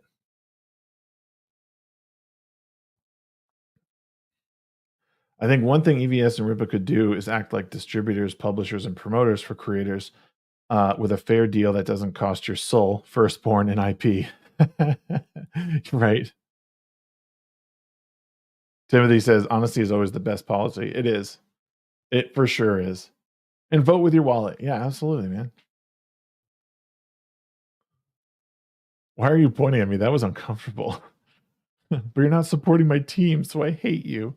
I know that is like it's the most pathetic thing that happens on what's it called?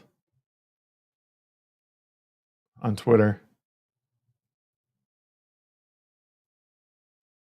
Oh man, they're making a Scream 7. God, please just end it.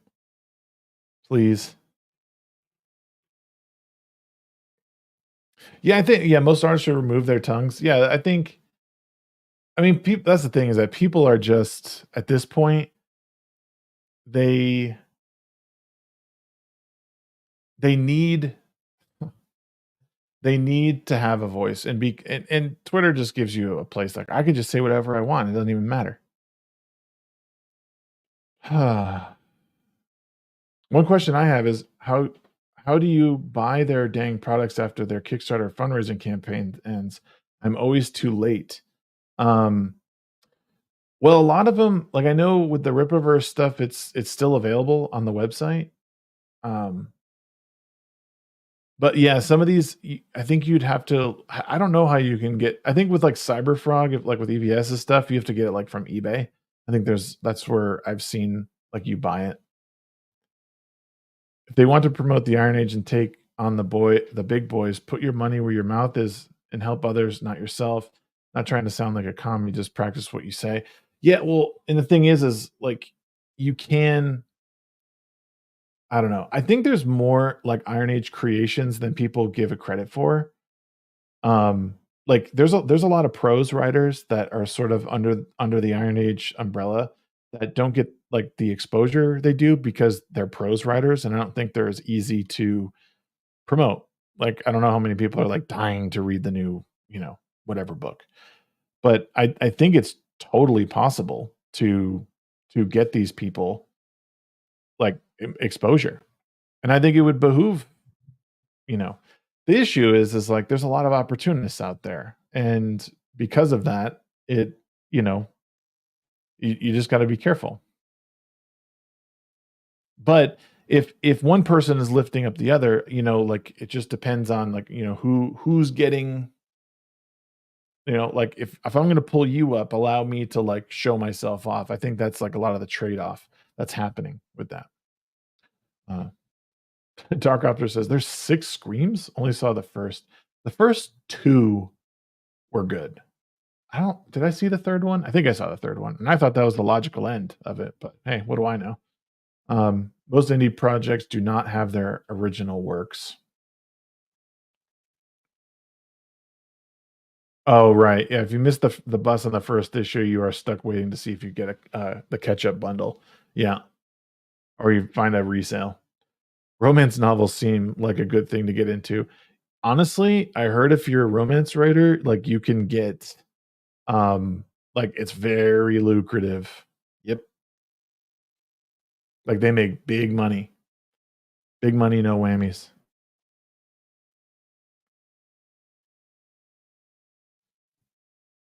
Yeah, Krabby Patty, this is a really good point. And this is why like I always struggle with even talking about this. The problem for me is when we're not being honest about the situation because our ideologies align. Yeah, or like they don't, right? Like if people are, you know, like there's people in this stream that are not fans of Rip and I'm praising him and vice versa. And then it becomes like I can't listen to this guy anymore because he supports someone that I abhor. It's like, well, I'm not that guy. I am someone else and I happen to have different opinions. So whatever, I don't give a fuck. Like, I mean, if people want to leave because of that, but Jamie Kennedy in Scream, oh, he was awesome in Scream. I wanted to buy the Trump Space Force comic, but that was a Kickstarter exclusive that never got released outside of that. Creamy says, I would like to see more people take more creative risks instead of taking easy routes. Yeah, absolutely. I would love that. I think a lot of people would like that. A lot of motherfuckers would like that. What up, McCracken? Good to see you, bro. No, there's just not tonight. The rest of the crew was taking a break and I couldn't do it. Couldn't do it. I needed to be here and loving on y'all. Shags is the most rational guy around. If you can't handle him, you're a bitch. Yeah, bro. He's a motherfucking bitch. Can't handle this. Fuck y'all. Right, Shags with the lukewarm takes. Yo, fuck you, King.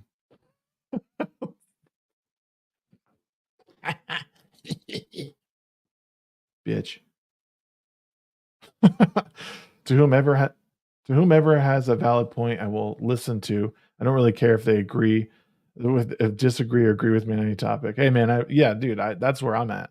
I just want to have like a good conversation with people. I think that's dope. I really do. Shags is a lukewarm king. Fuck. Lofty Shagsworth. Oh. Yo, what?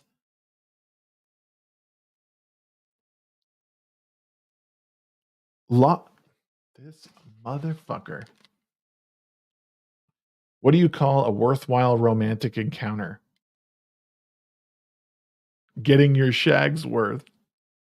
That was from Timothy Tinkliff over on Rumble. Bro, that was fire, bro. That's awesome. Take his rich. Oh no, I can't.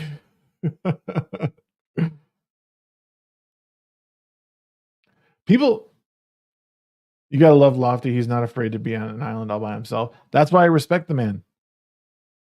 That's why I want to do a show with him. I really want to do a show with Lofty, like, because he loves movies and he doesn't give a fuck. He does not give a shit. He's like, I'll be on an island by myself. I'll die on this hill. Good for you, dude. I respect that. Even though his takes are all dog. It's not that his takes are dog shit. I feel like his defense of them is dog shit. Like I could basically distill his defenses to things as like to this. I know you are, but what am I? Like that. That's what I mean. Like I love it. He starts yelling, he gets caught with what this shit takes. Yeah. And I love Lofty. And if he heard me say that, he would probably be like, yeah, you're right. Probably. I don't know. And he's a hell of a meme lord. The dude can meme the fuck out of anybody.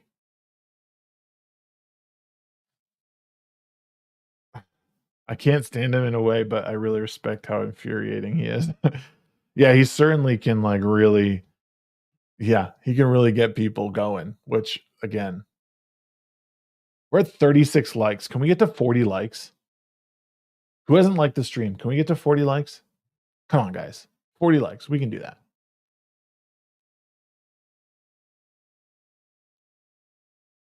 Let's get to 40 likes. Let's get to 10 members. We need 4 new members. Just do the little one. Just do the little one. Look, I brought the pussy. You bring the 4 new members. Let's do it. Let's do it. Change mine to dislike. You fuck. You fuck. Lofty is the artist meme. The sheep that strays from the herd is most vulnerable to the attack of wolves. Yeah. 2 more. We need 2 more, guys. 2 more likes to 40. Fucking love you. Even the dislike is engagement. Hell yeah.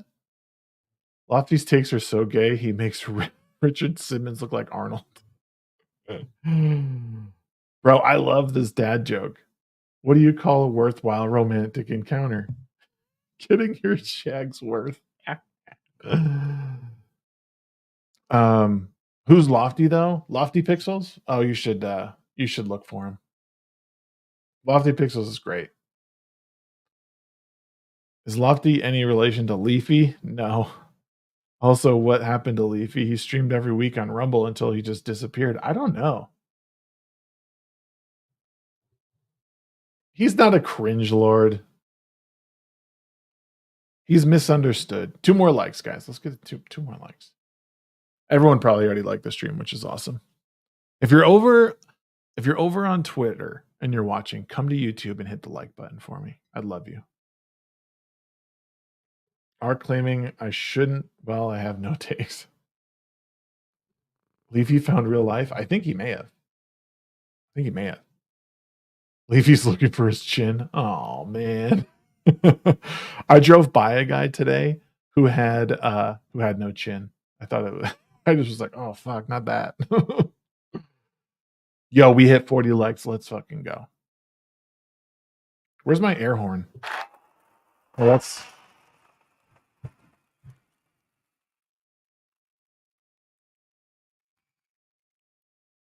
do I have my air horn still? Let's see. Nope, that's it. Shut up, bitch. Oh, there we go. We should, yeah. That's I like to use that one with Lofty a lot. Lofty just needs debating for dummies. This stream has become roasting Lofty. Poor Lofty.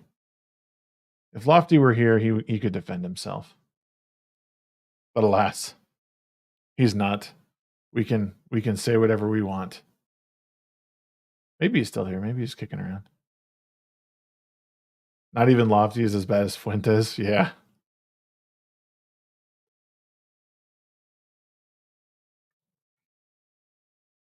Is he here? No, he's not. Lofty did have a great take the other day. Oh, did he? What was it? What was it? I must know.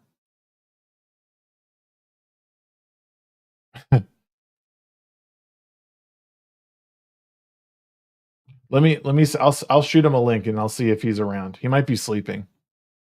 But I'll shoot him a link.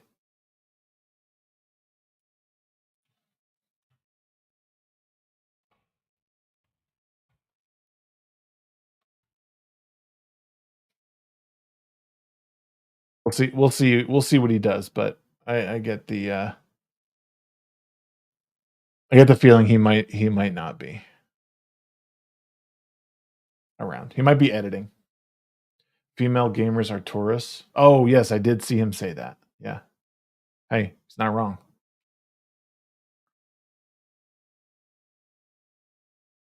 Say his name 3 times and he'll appear. Lofty pixels, lofty pixels, lofty.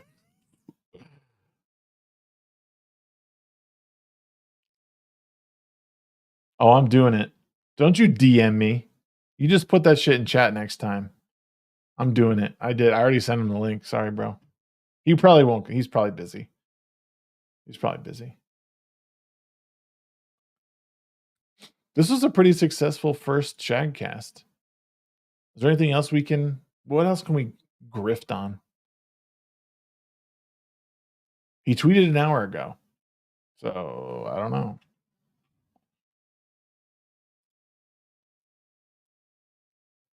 What else could we... It's because I'm not...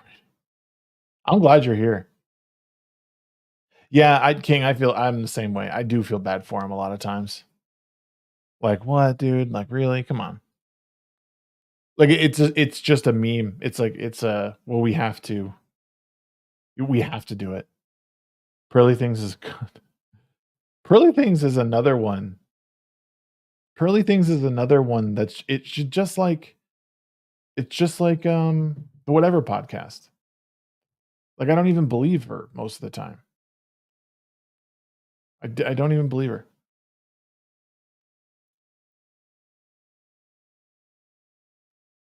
I don't even know if she believes what she's saying, which is like really annoying.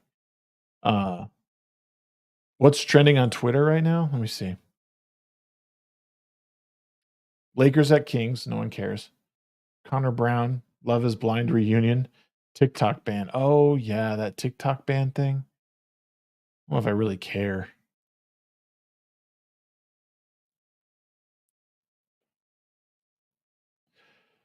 Yeah, talk about a grifter.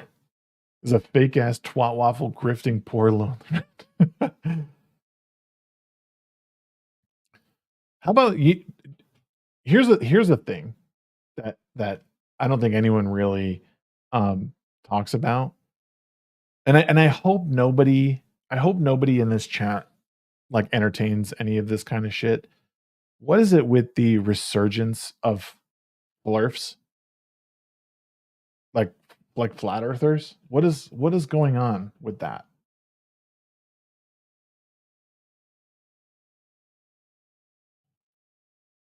When's the Haiti meetup?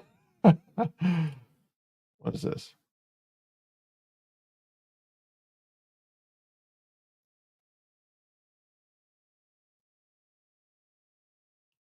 Oh wow. Hey, I know that guy. That's the guy who's always angry on TikTok.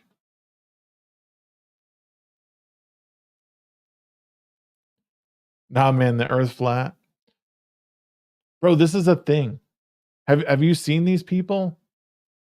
They talk about flat earth as like they are 100% convinced like Antarctica is just like a thing around, like you go around, it's a circle around the world. You guys know this?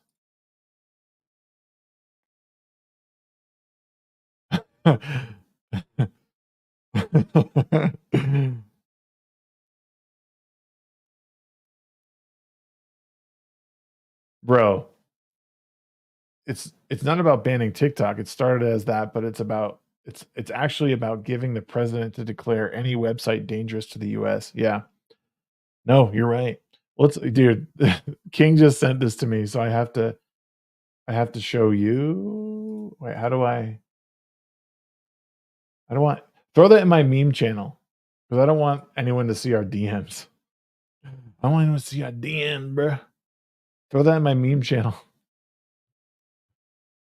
Yo, TikTok is filled with flirts, dude, and it's so funny.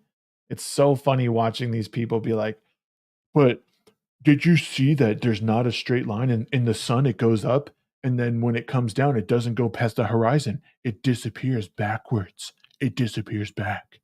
And I'm like, I can't with the stupidity, man. Bro, this is just too good. Hold on. How do I No. Present. Share screen.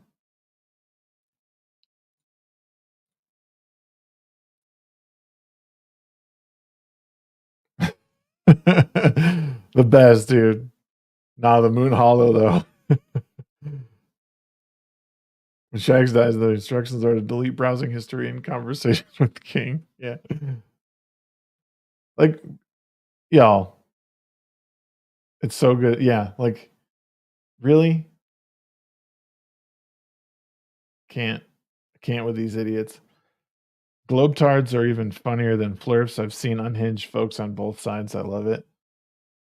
What do you mean globetards though? I mean the world is a globe.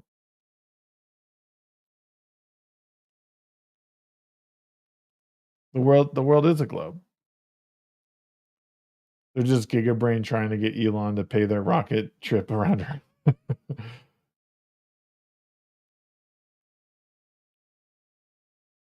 The moon is hollow and metal or something. Oh man, I think I stirred up the wrong thing. But I super chatted Adam and I want them to talk about flirfs on Forbidden Frontier because I think that would be a really good episode talking about flat earthers. Garrett, make it happen. Talk about flat earthers and how goddamn ridiculous it is. I'm now making a religion around the earth being space.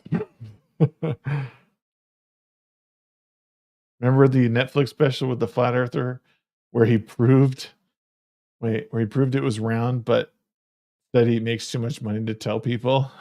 No, that's awesome.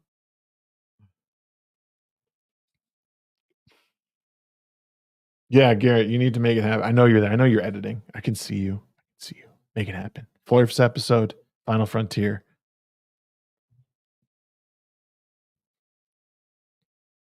Time cube, baby. Oh man, I'm sad. No Lofty tonight, I think. No Lofty.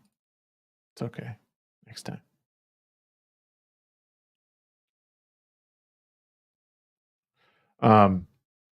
Cults are weird. Yeah, cults are fucking strange, bro. They're so weird. People are just weird.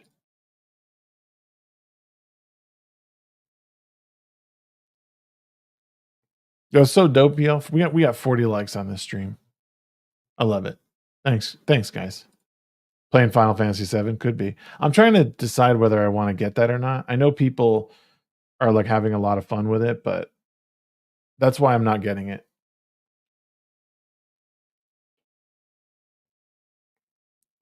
I got Helldivers, and that was like the first pop game that I got that everyone else was playing. And it was great. It's great. Cults are only weird if you're not in one. Got to try one out sometime. I gotta feel like I'm part of the crew, man. I'm part of the crew. Oh man, X-Men 97. That shit was funny. So the guy from X-Men 97, was it the showrunner?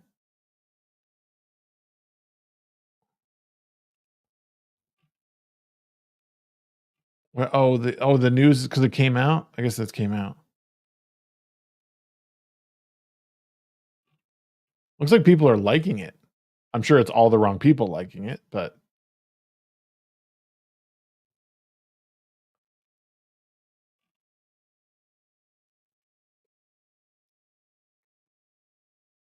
I like getting sleep and I miss my family. Yeah, the showrunner Bo DeMeo. Yeah, he's outed before it even came out.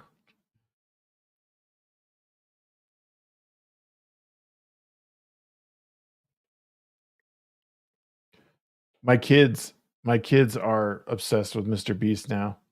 They like Mr. Beast and Zach King. Maybe I can get one of those guys on an interview.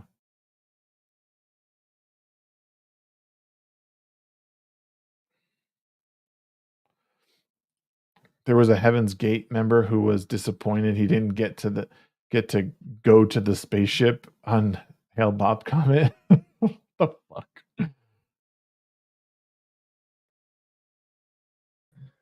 Oh shit. The man's here for SHAGCast number 1. Number 1. What's up, dude? Hey, how's your show gone? I was. It's great. It's Yeah. great. Yeah. What's up, everybody? Speaking of number 1, Mr. Akira Toriyama, rest in peace. Rest in peace. The man was a legend, an absolute legend. Yes, I just did a big stream tonight about Toriyama stream. It was fun. I did a giveaway. I gave away a Goku figure. Oh, because you have like a bunch of like cool figurines. Is that right? Yeah. Yeah. I have a ton of them. I have like 60. But yeah. What I think I don't know if I or someone asked, what's your favorite like Dragon Ball moment? Like from let's just stick to Dragon Ball Z because there's a lot of moments, right? There's a lot. Yeah. So my favorite moment in Dragon Ball Z is Vegeta thinks that he has to sacrifice his life to kill Fat Boo. Because he has to turn himself into a nuclear bomb to kill this thing. There's no other way to do it, and he's gonna die. And right before that, he gives his son, Trunks, a little hug, which is totally out of character, right? But he does because he knows that he's gonna die. And he deep down he actually cares, but on the surface, and he's very emotionless. Yeah. Which is interesting character. Vegeta's an interesting character. By the way, Goku is also very... Actually, Vegeta may have showed more emotion at that moment than Goku ever has. Goku's not very emotional with his kids either.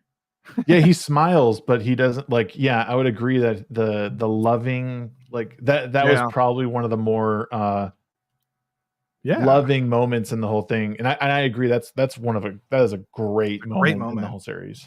Yeah. But yeah, Goku has a sunny disposition, but it doesn't mean he's necessarily like I see what you're saying. He's not very caring. He doesn't do much with his kids at all. He's constantly ignoring them and fighting people. but he can't really help it. He's kind of a simpleton. Like he hit his head on a rock when he was younger, lost his memories. Yeah. It's Superman, really. It is heavily inspired by Superman. Goku. The story of Goku. I always tell people my favorite moment of Dragon Ball Z was from the BoJack movie where Gohan goes Super Saiyan 2 and he just like completely dismantles everybody. So it's like right after his dad like basically saves him real quick, like because he like teleports in, he's not supposed to, and then he goes Super Saiyan 2 and then just kind of slowly is walking. And I think that's the second time he goes Super Saiyan 2, and he just but like I like that scene in the dubbed version. It's great. Not the dubbed version, in the subtitle version. Yeah, because the dubbed version did not do it justice at all for some reason. But it was so fucking good when he just ripped those guys apart. And I thought that was a fun episode overall. It was like one of the last ones before he becomes Saiyaman, and I hate Saiyaman more than anything. Oh no. Yeah. Well, I like the idea of this. I think it's funny and kind of charming in a way, but it's it's not my favorite Gohan. Although I like Mystic Gohan. I don't know. Gohan has some interesting like Gohan's transformations are a little bit different than other people. Like he had like this mystic transformation is weird to me. I can't even remember what it is. But then he goes like beast mode in like the new manga. Yeah.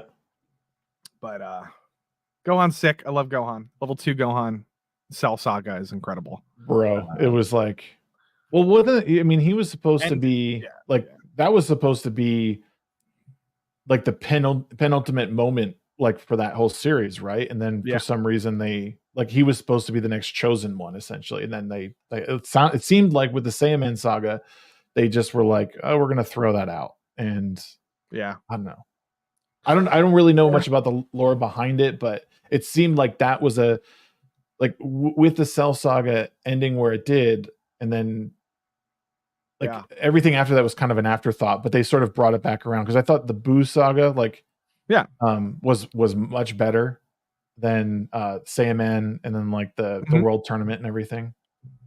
I like when it gets to the androids and Cell, and that's all amazing. Frieza, Mhm. amazing. Yep. And then it's like parts of the Buu saga are really good, but not. Yeah, it's sort of a little bit messy, but I know what you're saying. Yeah. But yeah, man, we got people in the chat are talking about Chrono Trigger also because Yes. he did the artwork for Chrono Trigger. Yeah. Yep. I didn't realize that. Well, obviously I recognized that. I'm like, what? Was this Dragon Ball Z? I ended up playing Chrono Trigger and loved it. Because it took me until I was 36 to play that game. So Oh it was wow, great. It was only 2 years ago I finally played it. nice. Yeah. I played parts of it, but I got to play all the way through. Bro, Playing Final play Fantasy it. Rebirth right now. Final Fantasy Rebirth. I'm 65 hours into that game. Are you playing it right now as we're talking? No, I just took a break from it, hanging on my computer. Well, it's funny because I was sitting here. I'm like, oh, I probably know Lofty tonight. Like, I sent him a link, and I was like, I wonder what he's doing. He's probably sleeping or he's editing. And everyone goes, nope. Final Fantasy VII Rebirth, 100%. Final Fantasy Rebirth. They said that. Yeah, they're right. Like 4 or 5 people said it. Yeah, they're right. They're right. Well, the thing with that is, I wouldn't be rushing as much, but Dragon's Dogma comes out in like 9 days. Yeah. And I want to play that day one because it's going to be like a thing that people are going to be doing. It's just everybody's going to be playing it. Mm-hmm. I might even stream it. I don't know. Are you getting it? I want to, but quite honestly, man, I don't. With everything post hospital stay, I've had to really rearrange like my life, and video games are unfortunately low on the list. Yeah. Low priority. Which sucks because Makes I love sense. games, but I have other things I want to do, you know? Absolutely. I mean, that makes sense. I was just talking about, this is an interesting, let me get your take on this. Yeah. Ludwig Göransson just won the Academy Award for best score for Oppenheimer. Mm-hmm. And then his acceptance speech, he says something to the effect of, here's the quote. To my parents, he says other things, but then he says, to my parents, thank you for giving me guitars and drums instead of video games. And it was sort of just a casual thing that he said, but like it turned into this internet meltdown with gamers. A lot of people trying to cancel the guy. Like, basically, people are interpreting this as like a very Cliff Bleszinski, the guy who does Gears of War, says, "What a douchey thing to say," right? And people are interpreting this as him shitting on video games and roasting the gaming. But what do you think? What do you think about that quote? To my parents, thank you for giving me guitars and drums instead of video games. And he's saying this as he's winning an Oscar. I'm just curious what your thoughts are about it. I think it's based. Like, I think you can enjoy video games and appreciate the quote, right? Yeah. I think the things can exist simultaneously as people who share my screen with the quote on it. I don't know if you want to. Oh, sure. Yeah.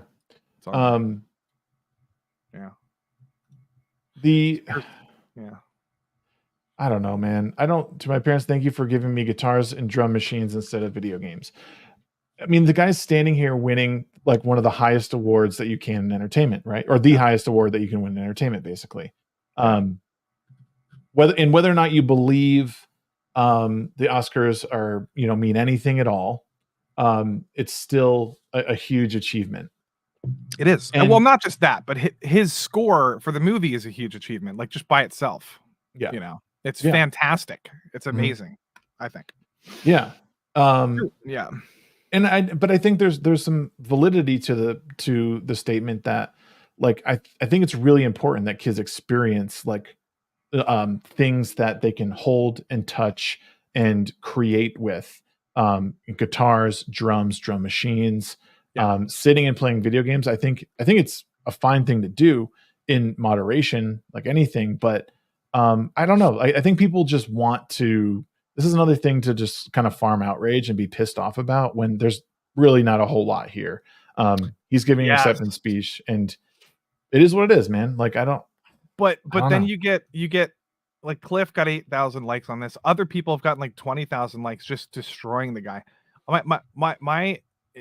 This is what people think, I guess, that he's saying you can't. Number one, he's talking about himself here. Okay. He's talking about his parents, but they're just assuming that he's saying that video games are like an inferior art form. Right. And they're just saying all these things like there's really good game composers out there. It's like, yeah, duh. That's not what he's not talking about that. What he's talking about is the 1% of humanity that like achieves like peak levels of perfection in their art form. It's just sort of a fact of life that most of those people are highly dedicated to one thing only, and that's why they make it to the top of their craft. Yes. If you know what I mean? This should be common knowledge. Like, a bunch of people are like, oh, I've written a book and I also play games. See, you could do both. And it's like, yeah, you could do both, but are you Tolkien? Are you Frank Herbert? No, you're just some guy. Yeah. Like, I do both. I do streaming and I do gaming and I do all kinds of stuff. But if I focused all my effort onto, let's say, I don't know, like I played the violin for 6 years. If I just focused my whole life on that, I would be amazing. I would be really good right now. Right. But I didn't. I'd stopped doing that. I prioritized gaming and watching movies, which is why I'm still turned out gay, guys. Look at that. Well, I mean, who knew? But it's like, yeah, but the prioritizing those things allowed me to kind of network with some of you guys, and now I'm, I like talking about those hobbies as like a sort of a passion. But it's like I like consuming other people's achievements. I like doing that. Right. I think some people, there's nothing wrong with parents prioritizing and kids spending time wanting to achieve something themselves and be the people that make the stuff that, you know what I mean? Right. Well, and most importantly, like I was talking about this earlier, like the fact that people like have to constantly like caveat like statements where like, like he's up in a stage in front of thousands of people making this acceptance speech, and and seeing and being on global television essentially, and he's talking about his life, as you said. Like, he's not thinking like, oh, I should clarify what I mean here. And then the world has nothing better to do than to rip this guy a new asshole because they are insecure about what they're doing. It's insane. Gamers. Like, it's insane to me. Insecure gamers. There's a lot of insecure gamers out there. And I'm a gamer, but like, I'm not. He's right. Like, his parents gave him guitars as a kid. Of course, that's going to encourage him. That's going to put him in a position to be successful. Number one, rather than, it's just, let's face it, a lot of kids are addicted to gaming and they don't do anything else, and they're not even professional gamers. They're just playing games. Yeah. Well, he's even recognizing the fact that like you even take this statement as, thank you for giving me this, because if you had given me video games, I may have gone down a much different path and I wouldn't be standing here now. Because that's how I take this statement. Exactly. I don't take this statement as it's not shitting on games. Yeah, it's just saying he's winning an Oscar for music because that's what his parents encouraged him to do, and he's thanking them for it. It has nothing to do with shitting on the game industry. I'm sure he actually likes video game music. There's a lot of good video game music, it has nothing to do with that. Yep. We just lost the other video game. Well, what's his name for Final Fantasy VII? He just died. Like, no, this is a misconception. Uematsu retired. Oh, he retired. Semi-retired. Okay. All right. People I've heard. No. It's bad. People spread weird information. Okay. But he's semi-retired. He just said he can't make full soundtracks anymore. He's too old. Okay, then sorry, chat. I did not mean to misinformation there. Holy shit. But he might as well be dead. He's retired. But my but like, no, you're right. Like Uematsu is a genius, my favorite composer of all time. It's like, Mhm. I guarantee you Uematsu was not obsessed with video games growing up. I guarantee that. I guarantee Right. he was obsessed with playing music every day of the week. Yeah. He probably got into game music I would have to look into his career, but like he probably got into it because for various reasons, but that doesn't mean, you know, a musician can make a soundtrack for a game. That doesn't mean they have to be like a hardcore gamer. Like they might just appreciate the art form, you know? Yeah. Yeah. Yeah. I actually didn't. I totally forgot about that because I saw your tweet earlier and I didn't. Well, I was at work and we were just busy, and I was like, I'll mess with that later. And I may have even bookmarked the tweet because Yeah. I just can't stand. And that's the problem. It's the biggest problem with the internet right now is people are just so jumpy and like, oh, I got to get my fucking take in, Oh, and my shitty take in for that matter. the problem is you'll say something and they'll turn what you say into like 25 straw man things that you never actually said, but that they assume that you meant Yeah. with it, you know? Yep. It's like, I don't really, or you'll be like, I love vanilla ice cream. They'll be like, so you hate caramel chocolate? Blah, blah, blah, blah. It's like, no, Yeah. no. Yep. This is what people do, and you probably dealt with this. You'll say something, people will take what you said and then assume like a million things about you, and like almost all of them are wrong. It's like, it's crazy. It's crazy. It's like, no, why don't you like look into me more? Why don't you like not just judge me by like one thing that I said? Yeah. Holy shit. George the Giant Slayer coming in with a big pink boy. $50 says, love your channel. Hail Shags and Lofty. Hey George, what's up, George? Ooh, I think thank you George so was, much, man. I think I was just on a stream with George recently. I've been on so many. I think he was on Film Thread or something. Yeah, George has been killing it. His own channel. You guys should be checking George out. He's been killing it. I think it was it Sundays you've been or Saturdays you've been doing your live streams. He was hanging out. Yeah.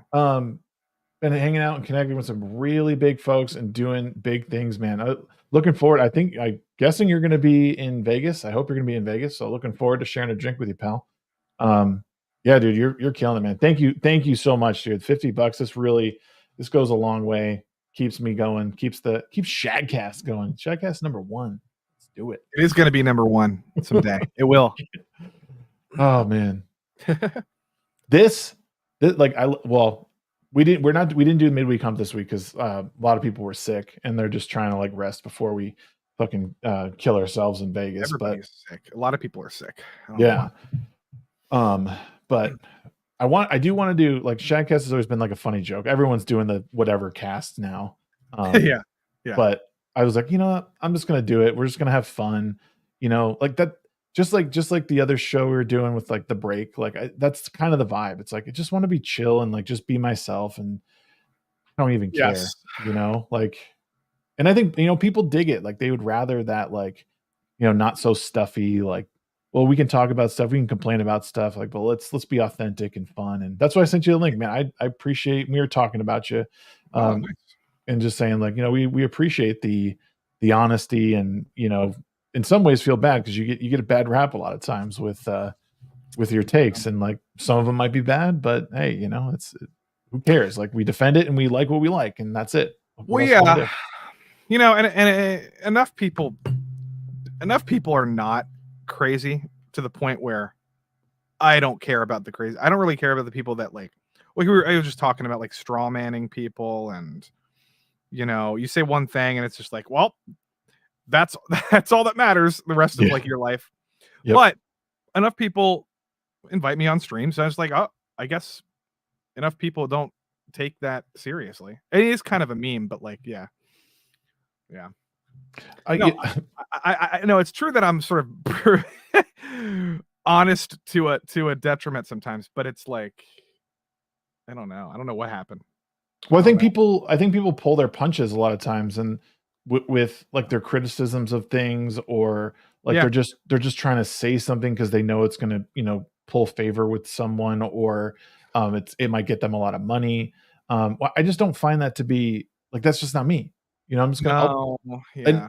You mean you see these things all the time, and like it's hard to like almost see like who's like the real grift, right? Like when I watch, I was talking about it earlier. When I watch something like the Whatever podcast, those guys, I'm not convinced that that's a real show. Like that's it's all staged, in my opinion.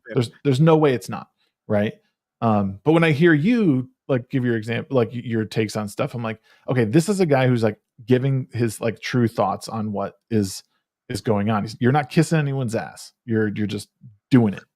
And I just think that's to steal from King. Like you're not kissing anybody's ass. You're giving your real thoughts, and you don't give a shit what anyone says, and that's admirable. It sucks, I'm sure, and not everyone agrees with you, but it is what it is, and you go with it. Well, the reality is, if you become a big enough streamer, if you're in this space or in any space, Hassan is the same. You don't have to, but like, if you want to keep your audience, you gotta do what they want. And it's like, and a lot of them, not all, like, not actually, there's a lot of free thinkers in the world, and there's a lot of like centrist people that are sort of like dabbling and just like, maybe they disagree with you on one thing, but they agree on another. Mm-hmm. But it's like, and they'll watch you because that's what I watch. I watch stuff like that. Yeah. But there are a scary amount of people that are so cloistered and in their echo chamber, where all they want is to listen to the same talking points over and over and over again, and they're totally content with that, and they don't like any disagreement at all. I don't know, like challenge is some people don't like a challenge. They don't like a challenge. You know, they don't like to think deeply about things. It's sad. It's a sad reality, but that's the reality. There's a lot of people that are very shallow, and it's like, and we have to acknowledge that these people watch our streams. So it's like, I mean, I piss a lot of people off, people in chat and stuff or whatever, but like, and you do too. I mean, you do too. You just had fucking EVS on your stream. Yeah, that was like, fun. But like, you know, no, I'm not going to be a puppet and do exactly what you want me to do. Mm-hmm. Well, I mean, it's really good for me though, in a lot of ways, because I like, I'm a small channel, and having someone like EVS on, or even Vito, like it exposes me to people at a young age, a young YouTube age, that wouldn't probably otherwise see me, because they don't care what I have to say, because I'm a part of a group that they hate, right? And I'm able to sort of like sweep in some people, and you know, out of the 1,000 that were there, I think I got another like 370 subscribers that night. It was insane. Like it was just crazy how many people subscribed. And a lot of people, the sentiment was like sort of the same. They were like, "Hey man, we really liked your interview. You were really good at it. It was enjoyable. We liked your questions, blah, blah, blah." Like, you know, subscribed. Like, you know, we like what you did. We like that you weren't just attacking. And that's like my idea of all this, is like, even though someone might be a deplorable human being, like they're still a human being. Like in my goal, in some respects, is like to search out that human being. Like, who is that person?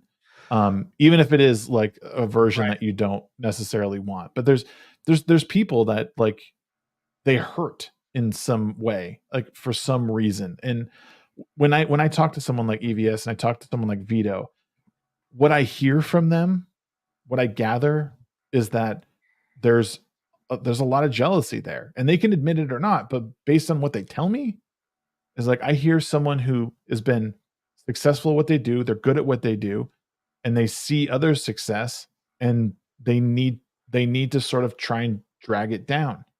And I add that up as that's a bit of jealousy. You know, that's where I'm at. Yeah, it can be jealousy, and sometimes it is, and sometimes you got to call it out. Sometimes I think sometimes it's okay to acknowledge when, like, for example, I think shitting on Hassan Piker, I wouldn't say like, I'm jealous of Hassan Piker because I make fun of him and everything he stands for. Yeah. You know, I think jealousy can be a thing. It's hard to pinpoint. You know what I mean? Just because you're shitting on somebody that's popular doesn't mean you're jealous. But it can mean that you're jealous. Obviously, Right. it can, and sometimes a lot of the times it does. I think people can also do it and just be like, I mean, it can be done, and you could just be like, oh, I'm just like it could be your shtick, right? It could just be your thing. Like, what I do is like I just pick people apart, Yeah.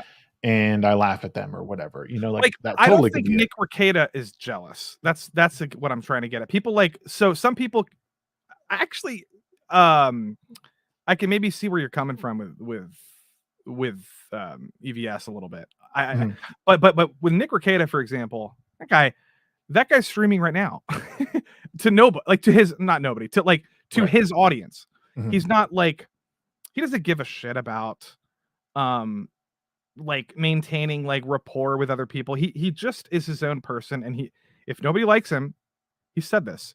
He doesn't care if he burns bridges. He's not trying to burn bridges, but like if he does, oh well, you know, he just likes talking to his audience. Yeah. I don't think he's a jealous person. I think he's a very honest person. But Yeah. Maybe to a fault. yeah, maybe Aren't you a little worried where I mean, I don't know. from what I see about Nick, I'm a little worried. Like I'm concerned to some degree. I don't worries. I don't know. Like I just haven't streamed with him in a while. I don't know what's going on with him. I don't know. Well, I mean, I don't actually know. just the outside looking in as a neutral observer who just has like checked in on his streams from time to time because he streams at like kind of late hours for me now. But like I do see like this sort of like slow decline, and then him sort of alienating himself from a lot of people that he was involved with. And I get it, like, you know, who cares? I'm just here to talk. I'm here to do my thing. That's admirable. Like we were just saying that, like you just do what you want to do and have fun with it. But I have noticed like it seems like, well, look, I mean, I don't even know what it is, but it's part of that is for sure that he spread his wings, and then he's, you know, meaning that he made friends with so many people, and some of them backfired. Some of that shit backfired so hard.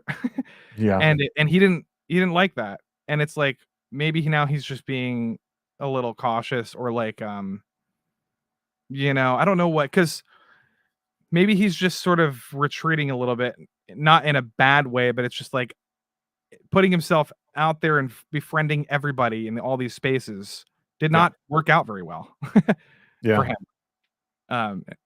So maybe that's just what it is. I don't know how to. I'm not going to psychoanalyze him, but I know what you're saying. Yeah. He's sort of a little bit of a turtle lately. I would go on his stream if he wanted me to, or maybe I'll ask him to. I don't know. He probably would say yes if I wanted to. I've been trying to reach out to him. I know he's busy and he probably gets lost in the DMs, but he did follow me a couple months back, and I was like, yeah, man, I'd really like to have you on, interview you just sort of about LawTube stuff and how things are going. Because I appreciate what he does, and I love when he's on talking about, like, when he's doing his LawTube thing. I love those streams because I have no idea about law, but hearing him talk about it is really satisfying. Like hearing someone just kind of discuss the things that they're a pro at, and his coverage of obviously the Rittenhouse stuff and the Depp stuff. Like it was awesome. I don't know anything about the Keffel stuff.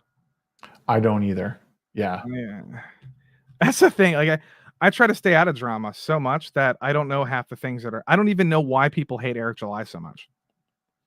I know why Dick and Vito hate it. That is completely on. I actually paid attention to all that bullshit, but I don't know. Everything else, don't understand it. I don't know what the hell happened to Comicsgate and EVS and Eric July, and I can't follow it. It's on. I just think it's not even like worth following unless you have some sort of stake in it. And if you don't, like, there's no point. Like, just go about your business, because it's, from what I understand, there's so much lore leading up to it that unless you've been a part of it from the beginning, it's like at this point, it's just, I can't even tell if it's people trolling or if they're being genuinely like, oh, this person I really dislike because they really wronged me. I just think it's a grift. it could be a grift. It could be people doing the thing where everybody social media where you construct your own truth, your own reality, and then you it's not like you just like truth and reality and all these things should just be like evident, self-evident. Like it is what it is.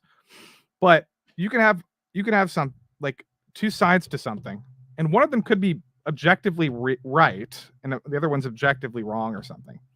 But people will just do everything they can and construct their own version of self-righteousness, and it's like, well, it's hard to describe, but like Eric could say the most not like innocuous thing, and the other side will just decide that it's not innocuous and that it's really problematic or something. And it's like, what the fuck? Like they just make up their own reality sometimes. The interesting thing is people, like you said something, deciphering truth and reality, I think is what you said. But I don't think people understand the difference. So a lot of people will say that like, oh, well, truth and reality are the same thing. And it's like, well, no, they're not, because truth is something that is correct for everyone. Like you and I, it's true for you and I if it's truth. Reality is something that it's an amalgamation of our experiences with other people. Well, that's true. But I mean yeah, there's a distinction. But like, for example, the when you say that Sweet Baby Inc. employee was trying to get the guy that did the curation list taken down on Steam, and he gets an account deleted for making a list. Mm-hmm.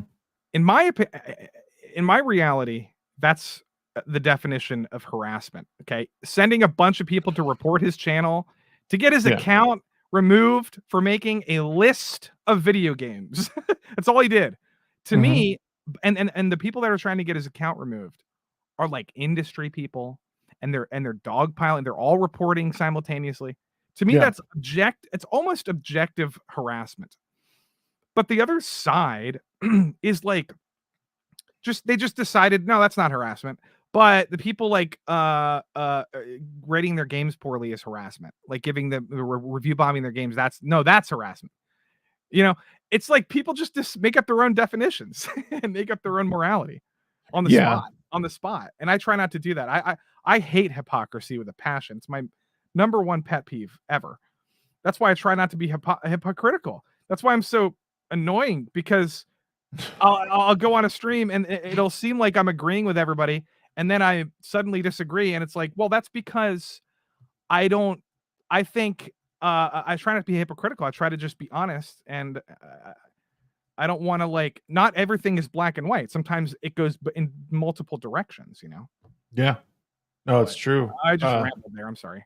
No, it's fine. Well, and I think it speaks to people, like people's inability to understand like nuance a lot of times, right? Or like, and if you don't caveat quick enough, it's like, oh fuck, well, I'm sorry I didn't get to say that. But usually people with at least two brain cells to rub together would understand what I'm saying, you know? And it's like, and that's the things I can't stand with a lot of these communities, is that these overlapping communities, is that they don't like, oh, well, you in my interview with EVS, oh, you have this guy on, well, this is problematic. Why is it problematic? Oh, you support RIPA, that's problematic. Well, why? Because you're too fucking fragile to like be able to have two thoughts in your head at the same time. Like, I can like EVS's art, but also support Eric July's will and you know, want to break into indie comics and all this stuff. Like these things can happen. You know, it's crazy that we're in this place, and it's grown fucking men too. It's not like children. Well, some people are grown man children, and then, you know, you could call it, they never will admit, the people that are like really immature, like truly immature people that are involved in these spaces. Not that I'm just saying anybody, they'll never admit that they are immature. It's like calling them, they could be immature, and you'll tell them that, and then they'll be like, oh, you're just a leftist, Lofty. It's like, no, you're actually just immature. Krabby Patty just said this. You just described EVS versus Eric drama without even realizing it. Well, that's a microcosm, really. Yeah. You know, another another example would be of the hypocrisy that bothers me is like people, you know, if you really want to be taken seriously as critiquing woke ideology invading video games, everybody and their fucking mother was buying copies of Hogwarts Legacy, giving them away on stream, all this stuff. Very woke game, by the way. And it's like, you know, when a new game comes out and but it doesn't have a trans thing, so they can't weaponize it against the trans community. Mhm. Suddenly, you know, that game's woke and it's a problem when the same problems were in Hogwarts and these people were buying it, playing it on stream, giving it away, giving 10 copies away. That's the stuff that'll get me in trouble on a stream when I, you know, get into an argument with people. But it's like, I'm the one who's actually trying not to be hypocritical about my fucking morality. And you're the one who is just willy-nilly going with the wind, whatever is popular to you know, this game's woke. Oh, it doesn't matter because we can weaponize it against our enemies. It's Yeah. incredibly gay. And this is just one example. Yeah. But I don't like that shit at all. I hate it. But you know, I'll play Hogwarts. But if a Sweet Baby Inc. game comes out and it's good, I'll play it. I don't care that they worked on it. Depends on the quality of the game. Yeah. Well, that's the issue is like, you know, there's so many tweets out that I saw today that were like, do you realize like so many of the, like there's that one thread about how like of the top 25 games of the past however many years, none of them have like, you know, like diversity or whatever. And it's like, well, the issue for me is that nobody can write a good story because there was plenty of diversity in games in the past that had really well written stories that, you know what I mean? Like, but now it's like they can't even keep the coherent narrative together. And like our characters are just ugly. Like they are intentionally these unattractive, like weird looking people that mimic the people who are there, like that created them, which is just odd.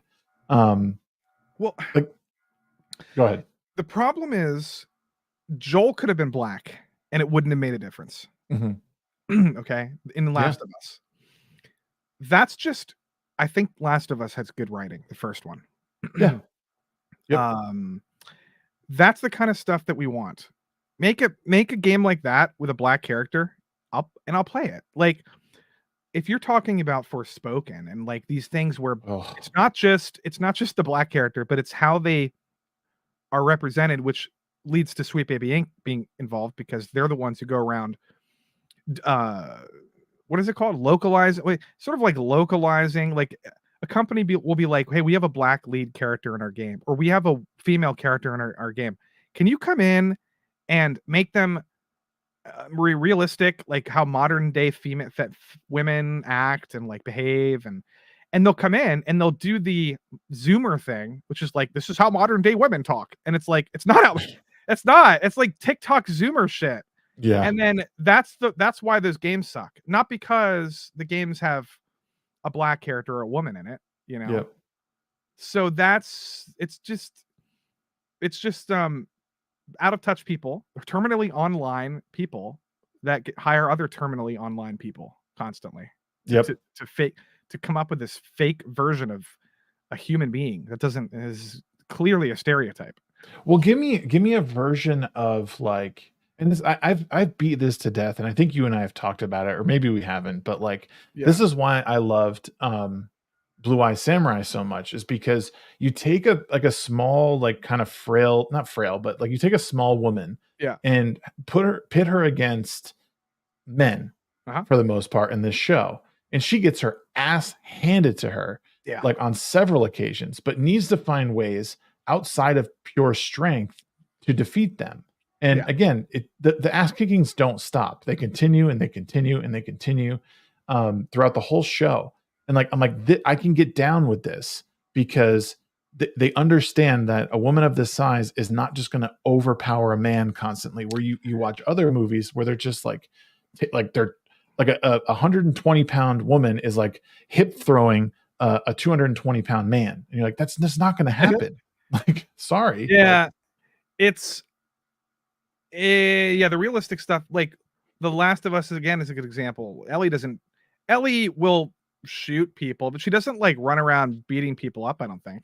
Right. She gets kind of fucked up and kicked around and stuff. Mhm. But I would say Kill Bill, for example, is Yes. if you want to do the female empowerment thing, like the girl boss thing, do it like Kill Bill, because that is a very fantastical movie. That's like it's not set in the real world. It's set in a world where everybody's slightly exaggerated. Their strength, women, you know what I mean? Like Yep. it's very anime. It's like stylized. So And that was 2003. This is well before any of this woke shit started. I mean, that's like it's 2003. That was great representation. And it's Mhm. like, but they didn't make it super realistic. She kills 80 guys in like 10 minutes in the Right. first movie. Yeah. But she had training from like this legendary, Pai Mei, and she had the Hattori Hanzo sword. And it's very like stoic, and it's almost like a myth. Like it's Yeah. almost like an American myth in a way. Mhm. And Yep. and with some Japanese crossover, because we're an Ishii, but like that's how you do it. If you don't, otherwise, please make women realistic. Like get their ass kicked. Yeah. Well, that's what I mean. Like you said it, like that movie was supposed to be a sort of blend of like American like action flick, Yeah. but like Western kind of thing, but Yeah. also anime. Yes. And you understood that. You understood that that's what was happening. If you didn't know it from like in the beginning, once they got to like that, that big giant room fight, like, okay, now it's obvious. And then the Oren Ishii fight was like, okay, I get it. And when she starts like punching her way out of that and scraping her way up, like it was all awesomely done. And it never let up at any point. Like you knew that this is how it was going. And then even the final scene basically, or not the final scene, but with Bill in volume 2, like, I mean, obviously that's not going to really happen, but this is, she learned the special move from this legendary guy. Special move. It doesn't exist. It's not a real thing. It's a fantasy, and it's fine. And also the Matrix. Yeah. With Trinity. Trinity is only a badass because she's in the fucking Matrix. Mm-hmm. Yep. You know what I mean? So that's another, you could do that if you want to do, but if you're doing a female spy and like fighting a bunch of fucking 6'4" Russians, she can't do that. She has to, you're going to have to give, unless it's superheroes like Black Widow again that's another exaggerated. It's like, it's not quite reality. It's like it's a heightened reality, fantasy reality. Yeah. So that works. Black Widow's perfect. See, this would be a good like show to do, is like, real female empowerment movies from the past, like, cause I think there's plenty out there that did it right. And, and it wasn't, and that's the beautiful thing about them, right? Is like, even though they got their asses kicked, you were still rooting for them. You weren't being like, yeah, kick that woman's ass. Like, but you're rooting for them, and they found realistic or, relatively realistic ways to kind of come back and overpower, trick, subdue their captors or whatever. And that, like, everyone wants to see that. They don't, people are just tired of like, well, what's the reason this happened? And why are they talking like that? And whatever. It's like none of it is, like you said, it's this weird Zoomer shit that like they have no idea like how people act in the real world. And it's patronizing and almost insulting to women, I would say. It is. Some writers are good at it. I think Succession is a really good TV show with great writing. Succession has a lot of potential to be really cringe, but they don't write their right-wing characters in a way that makes them look like cartoon characters. Like there are sort of like deplorable whatever, like anti-woke people on the show, and they make they make edgy jokes and shit. Yeah. But they're funny. They actually like kind of respect the characters a little bit. Because there are funny, edgy right-wing people. So it's like, the caricature thing would be to make all the funny, edgy right-wing people like man children or babies or something. But it's like, no, there's a lot of like, edgy people that are funny, and the leftists are coping when they're like, they're not funny. No, Nick Rekieta is not funny at all. He's evil. Even Nick's a centrist, but you know what I mean? Like, you don't have to write characters, conservative characters, to be like pathetic losers 24/7. That's why I like Right. Succession a lot. And show like The Bear is another one. The Bear has some characters that like sort of lean conservative a little bit, and they're written really well, and Yeah. they're not patronized at all.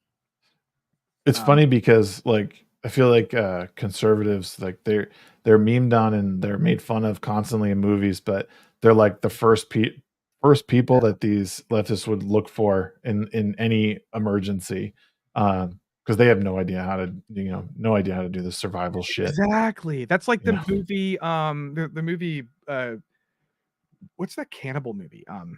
Chat, what's the one with the cannibals in the Midwest? Eyes Wide Shut? No, Hills Have Eyes. Hills Have Eyes, yeah. Yeah, like the right-wing guy has the gun, and the lawyer's like, the lawyer from New York City is like, ew, guns are icky, bad. And it turns out he fucking needs the gun to kill the people. And it's like, they make fun of the liberal from New York City. Yeah. Yeah, it's I hope that this year's Oscars are an indication that we're seeing some sort of change to the formula. I hope they're starting to realize that what they've done hasn't been like the DEI stuff is not working. They're losing money. Oh yeah. But I don't know if it's going to.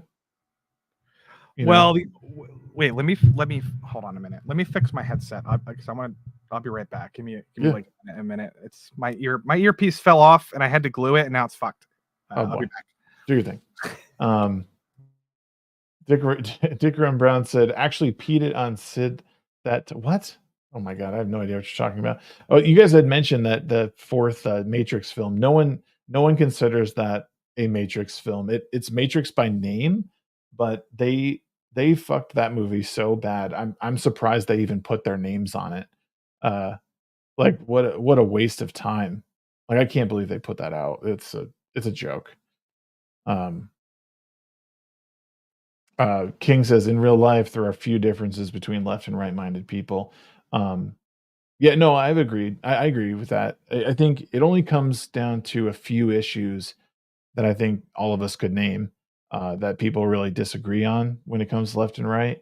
But I think for the most part, people are very respectful of one another when talking in real life. It's just the internet's made people pretty brave in the words that they use. Yeah. Is ESG illegal now? No. Then why would anything change? Well, the thing is if companies are if they're smart, they follow the bottom line. Yeah. And if they the issue is whether or not they're willing to admit that DEI, ESG, or whatever is the cause of it. If they're not acknowledging that, then it won't change. But if they're following, like if they're listening to what people are saying and following the money, they will realize like, oh, hey, like we've dumped all this money into making sure that, this happens and we got to fill these quotas and, like even the Academy saying that, oh, you need these particular points in order to be nominated for best picture, best director, or whatever. Like if they're not seeing any sort of like gain in that, there's no point in them investing, and they won't. No company worth anything will continue. Yeah. And ESG is so, I don't know, people pretend like they know everything about ESG, but it's so behind the scenes. Like really not many people actually even know what it is. Right. And we know what it is, but like we don't know what money is flowing where. Like we kind of do, but we don't really. So like but it looks like a lot of this stuff is flopping and it's not popular. If we had hard numbers, all that shit would be all over the place. If we had hard numbers that say ESG will decrease your profits by this, we don't have that. We're just sort of half guessing, half going by like, sources, but like, it's not good. It's really not popular. Well, and let me say too, so he's Forsaken Sandwich says ESG gets them money though. Yeah, it gets them money because right now they're incentivizing like the DEI stuff is like, hey, if you guys if you guys hit these points, like here's some money to like this is what we're funding are these monies to make sure you do this. You know what But gets you more money? Oppenheimer at the box office gets you more right, money. and this and that's what I mean is you can basically like if you can all these movies that are you'd have to look at the movies that are saying the reason that we're making this or the reason that these people are in this spot are because we need this diverse voice. That's your first indication that DEI is one of the driving forces behind it. If you can link those movies to the or link the failures of those movies like back that way, you'll start to be able to correlate that to ESG and all that stuff, and that's when you'll start seeing companies be like, yeah, we're not going to fund these movies if this is your driving force. We're going to fund movies that are written, they're directed, they're produced by these by people who have a track record for success. Like that's what's going to have to go back to. Otherwise, I mean, you're stupid. I don't know. Yeah, and we're seeing it in games. All of these sweet baby games. Not all of them are flopping, but they're not. They're like Spider-Man 2 was not good. No. Alan Wake won a lot of game awards or was nominated. A lot of people like that game. But Suicide Squad was a disaster. Yeah. And so they're not great. You should talk to Grums. Yeah. Cuz I'm actually going to try to get him. He said he'd come on my show. So we're going to talk about the gaming industry. I don't necessarily want to talk about Sweet Baby Inc. because I wanted to pick his brain about a million other things about the gaming industry. Grums, by the way, chat was the lead developer on Diablo 2 and a couple other games. Mm-hmm. But he's pretty big now, and he was on Flashcast, and Geeks and Gamers wants to have him on, I think. But he's very knowledgeable about all this ESG stuff. If you want to talk to him, you should. Yeah, it's really too bad because I mean the was it CD Projekt Red has like openly discussed that it's a part of their agenda to hit all these points. Yeah, I should try and bring it up because there was I mean they had a whole pamphlet about it. It's not popular anymore. It's really not. They're getting roasted. They're getting it's like back in Gamergate there were way more people sort of siding with these journalists and these game journalists and like these activists because it was sort of new and people were like, what the hell's going on? Gamers are toxic? Ew, that's gross. But now it's like we already we made it through Gamergate, nobody died, and now we're like they're like Gamergate 2.0 gamers are toxic again, and like people are just like no, not this time. They're not falling for it again. And now all these journalists' websites, they're all shut down. Vice just shut down. All these they're going out of business. They're losing power. We're gaining power. Yep. Hogwarts sold $1 billion. They can't boycott anything. Suicide Squad, nobody plays it. Helldivers, everybody plays it. That's supposed to be a fascist game. Stellar Blade is going to sell really well. That's a bunch of boobies. You know what I mean? These people have lost the war. They're like flailing in the battlefield like, oh my God. And then they're trying to like stab us with bayonets. And we're just like, and we just like toss napalm in their general direction. And then, well, I do think that a majority, because Nada says they don't care what we think. They're writing historical narrative they want. I think they're attempting to, but I think normies are on our side, quite honestly.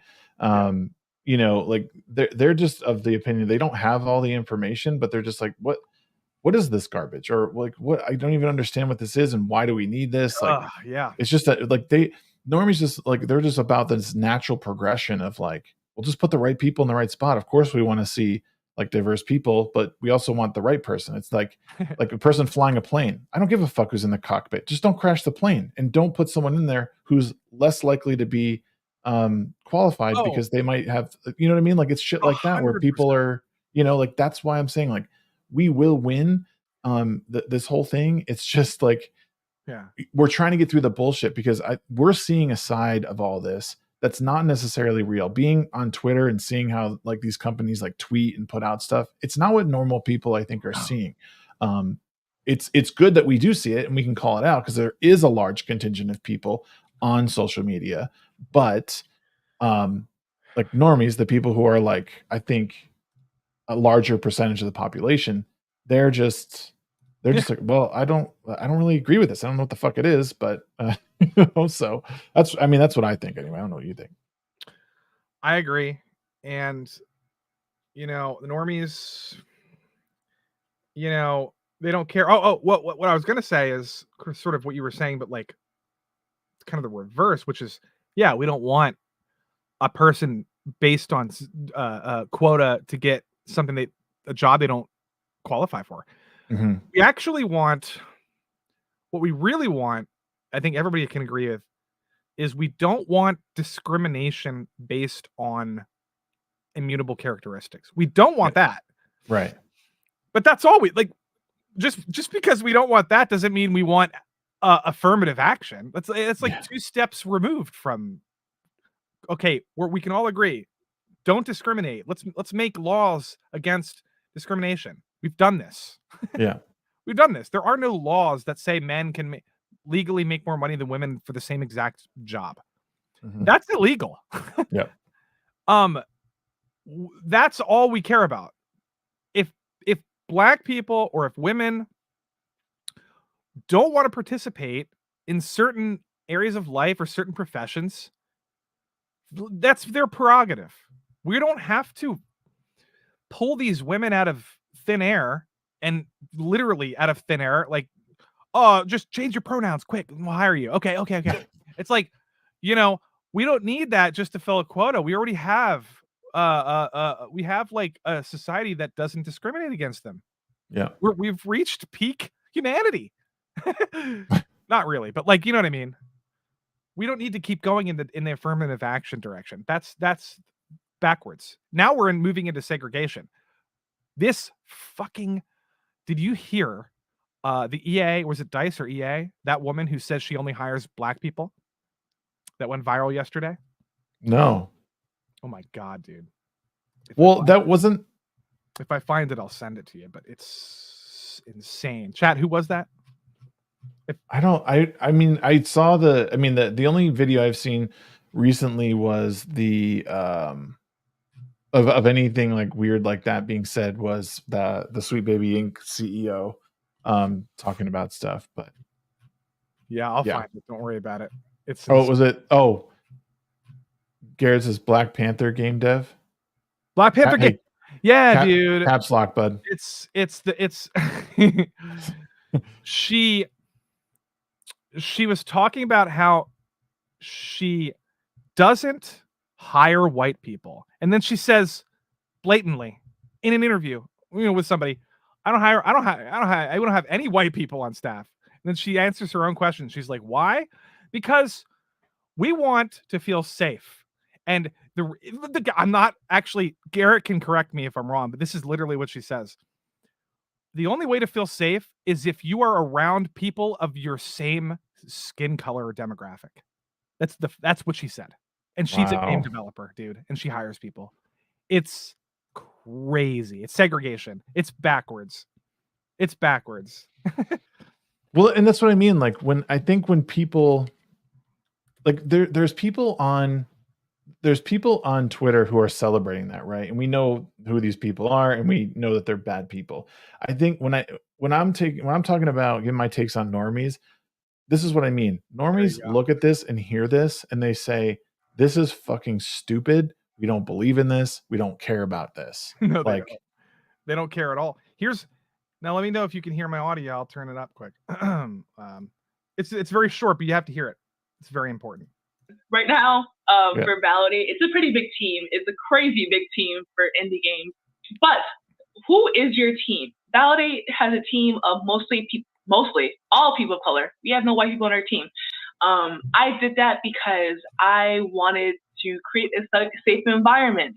And I know the best way for an environment to be safe is to be around people who are just like me. What is going on?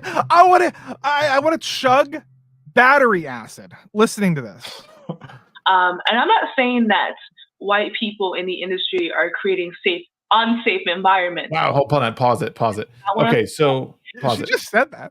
No, but listen. Yeah. So at first, I wanted to defend her and say, well, she didn't say anything about race. She said people like me. So like maybe she meant like interests like her. And then she went and said the dumb shit. Well, right before it's that, like- she said she has no white people on staff. Right Oh, before I that. must have missed that. Yeah. Oh, okay. Right before that, sorry.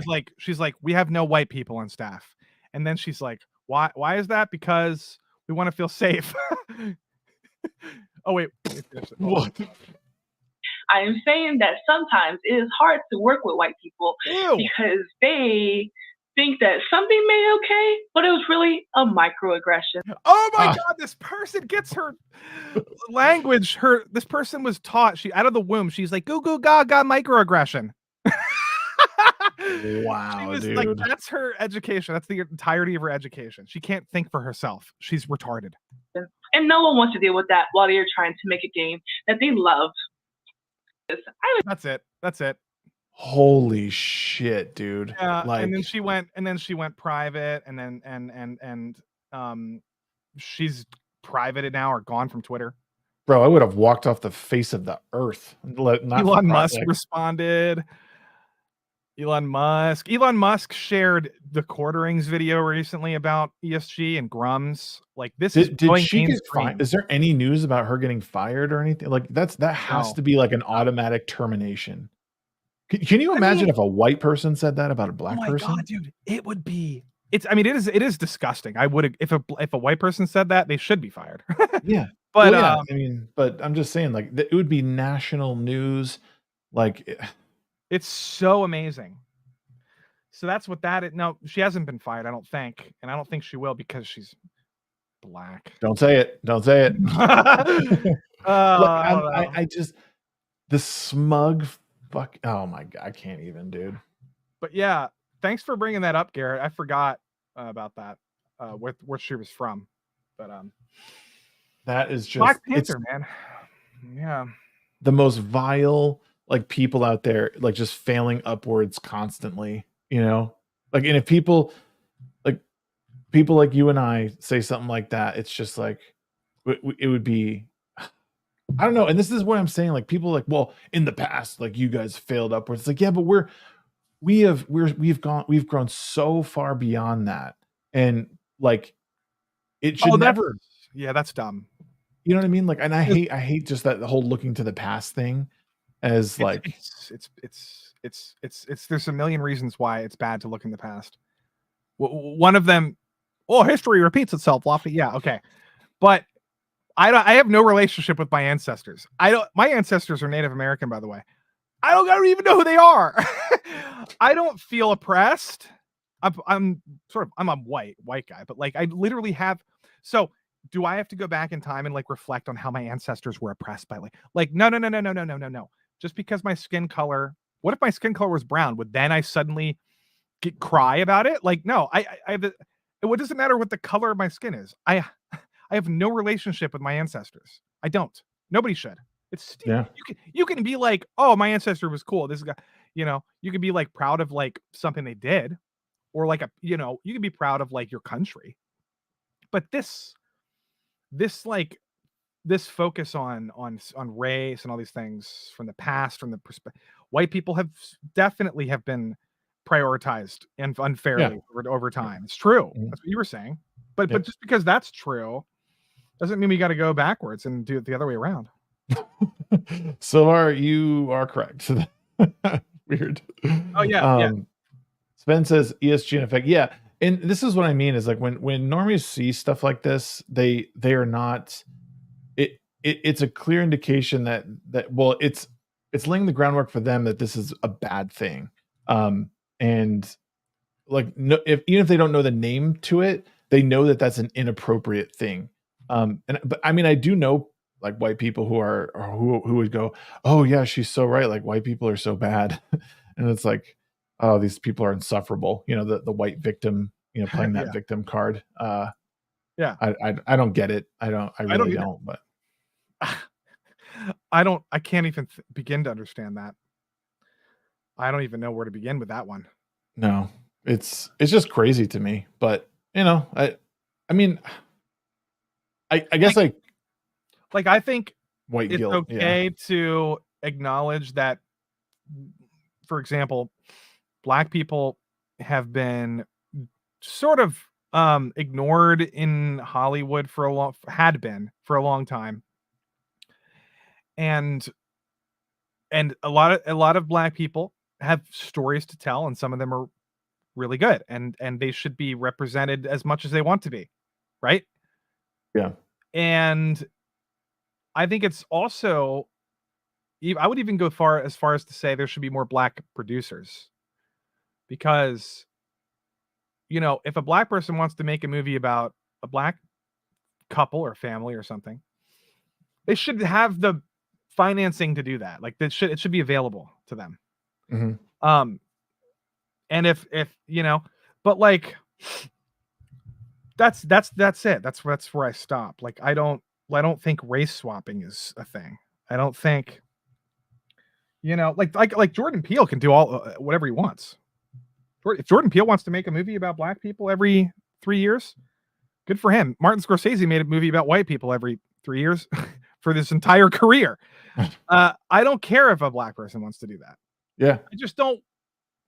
We shouldn't be like restricting white people from doing things or putting quotas onto things and saying you're forced to work with a Black person in 75 different categories, or else you can't win an Oscar. It's like, well, what about 50? Nope, 75. Right. Like, oh my God, like, what is this? I wanted to say too that this is a hard pivot from where we are. Neither the past nor future exists, both an illusion, a weaponized trick. Here's an interesting thing I saw. There was actually a TikTok recently that I came across my feed that actually says something different. Is that we don't live in, there's no such thing as the future, or I'm sorry, there's no such thing as the present.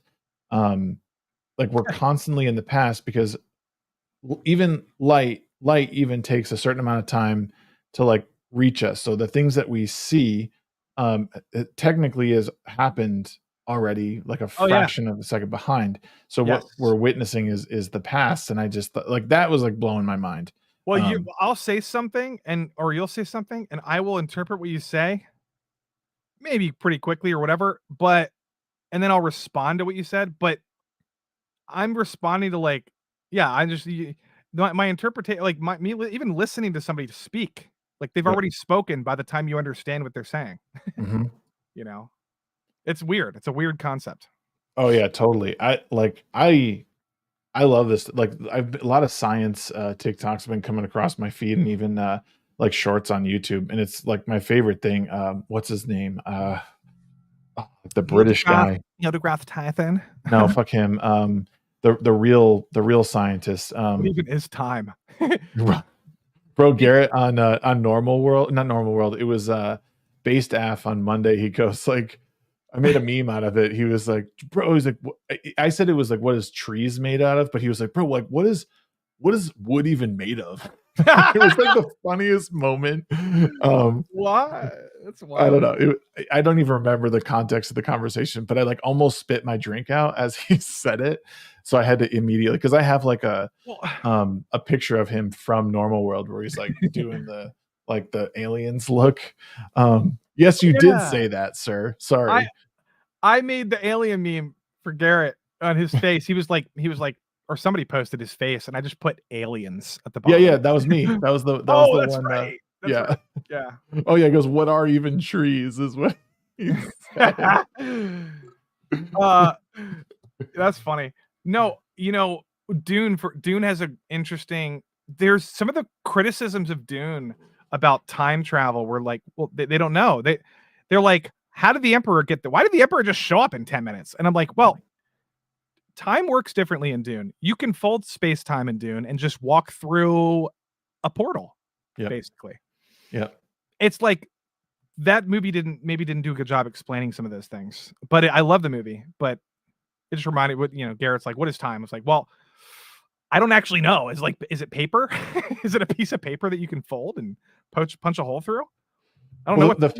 The crazy thing is like every representation of it is generally like, we view it in 3D, but as like this like flat, like it shows the planets obviously in 3D, but we always see it as flat. And even like black holes. Like people think of it as this like sort of like hole in space, but like I mean it's a ball, right? It's a dark ball of matter that light can't escape from, but it's hard to wrap your head around that. And even the deep space pictures like the Hubble was talking about. Oh, hey, Hypnotic. Yeah, what's up, Hypnotic? Like it just like the Hubble just pointed at like one of the darkest spaces in the sky, and there was like the guy was talking about. He's like, there's like thousands of galaxies in this one like spot, and within that there's like 30,000 stars in each one. Like it's not even possible for the human mind to wrap it around that. Like that's crazy to me. And I played No Man's Sky, and I can't even comprehend what's going on. No Man's Sky is notorious for claiming that there's like 42 like quintillion planets or something in the game. It's just like, yeah, I guess I kind of believe them, but at the same time I don't. I don't know. And I guess well, it's possible. Yeah, but it like, and that's the thing is like, you wonder how many people actually in that game like tried to visit as many as they could. Like how many have they gotten to? Yeah. But yeah, dude, like people, there's too many. You can't get like even nobody's probably even ever got to 10,000 or 100,000. At a step, I hate you. Don't ever. Hypnotic ever. I asked him to come on my Dragon Ball stream. It went really well. The problem is we couldn't really dive deep into anything specific because we talked about Toriyama, Dragon Ball Z, Dragon Ball Super, the video games. We sort of dabbled in and then Chrono Trigger, and we dabbled in everything and like kind of talked about some stuff, but we couldn't really go in depth too much. It's hard because there's so much to talk about with Dragon Ball. Toriyama is so influential that I could talk about one 10-episode arc for 2 straight hours, honestly, in that show. We did break down a little bit we did go into the Trunks Vegeta father-son moment where he knocks him out and then blows himself up. We talked about that was that's my favorite episode. But yeah. Next time we'll get you on Hypnotic. He streams a lot. That guy's busy. Well, that guy's streaming, making videos like a motherfucker. If you guys aren't subbed to Hypnotic, please go to his channel and sub to him. He does great stuff, and he's got a manga channel on TikTok, and I love that because he'll point out stuff I've never heard of, and I've been looking for it and trying to pick some up because I'm not a big manga reader, but I've been trying to search out and put together a list based on a lot of his recommendations. So, bro, manga. I love manga, man. All you need to know is Berserk. Yeah, that's all you need to know. The issue with Hypnotic's channel, especially his manga one, is I have this obsession with filling shelves, and that is gonna like watching him like have like full neat shelves of those books is gonna hurt my wallet. Ew, sucks. I hate it. Yeah, I'm on a volume 8 of Berserk. I don't want to buy any more right now. I haven't even finished it. They're expensive. I want to keep I read the first, I think 3 or 4 Battle Angel Alita, and I want to keep going with it because it was so good. The first 2, like, I mean, were amazing. The third one was good. I really enjoyed it, but yeah, I just stopped, not even for any reason, just because I was just into other things. But those were so good. The movie, I was pretty disappointed with the movie, but well, you know nothing. what? I agree. I like Battle Angel manga a lot. The movie, not so much. Not a huge fan. Yeah. I just don't think they adapted the spirit of the manga is much darker. It has a more serious relationship between her and the boy, and it's like Disney Channel. And then just the movie's okay. It's just like Robert Rodriguez kind of fell off for me. I don't care about him anymore. He's not great. No. He's lost his spark or something. Dude, I was looking at I want to watch it again, but Planet Terror. Like I was looking at someone like posted like the it's It's pretty good. But like the thing is like that was a fun movie. Like it was fun. It's fun. It's fun. Not great, but like to me that was like, oh, like when I see this, I'm like, this is, Robert Rodriguez. It's fun. It was like I said, it's not amazing, but I even that, like I feel like it's just a great I don't know. I consider it a great movie. I know you don't think it's awesome, but that's fair. But I had a lot of fun with it, and I just thought it worked, like for what it was trying to be. But yeah, I haven't really like a lot of the stuff that he's done recently. I'm just like, so yeah. I wanted to ask a question. What the hell is this Zelda manga that I'm reading about in the chat? What is that about? They are coming out with a box set later this year. I'm waiting for that. Oh, who wrote it? Is it good? Should I be skeptical because it's based off a game? Is it supposed to be really good? Like, does it give you more information about like the Breath of the Wild universe, like the Tears of the Kingdom Hyrule? Because I love Tears of the Kingdom is my favorite Zelda of all time, up there with Wind Waker. So I don't know. Wow, you like Wind Waker? Huh? I feel like that was like no one liked that at all. I liked it, but everybody likes it. It's a lot of people. Well, some people hate it, but most people like it. It has very, very, very high audience scores. Wind Waker. Okay. They all do. There are haters. Every Zelda has a hater, like a hardcore haters. Wind Waker has hardcore haters. Okay. Majora's Mask. Tears of the Kingdom has so many haters, but most people like it. It's just like Nintendo is so good. They make games that like they don't fail. Like the majority of people enjoy everything they put out. It's like, you know what I mean? Yeah. You might not like all the Zelda games, but most people do like all the Zelda games. Yeah. Yeah, A Link to the Past is probably my favorite. I hate to say it. I know that's like a very cliche answer, but it's nothing will be. It was like the first, I mean, I played the original Zelda game, but like it was A Link to the Past was just it was the one I really remember getting through and loving.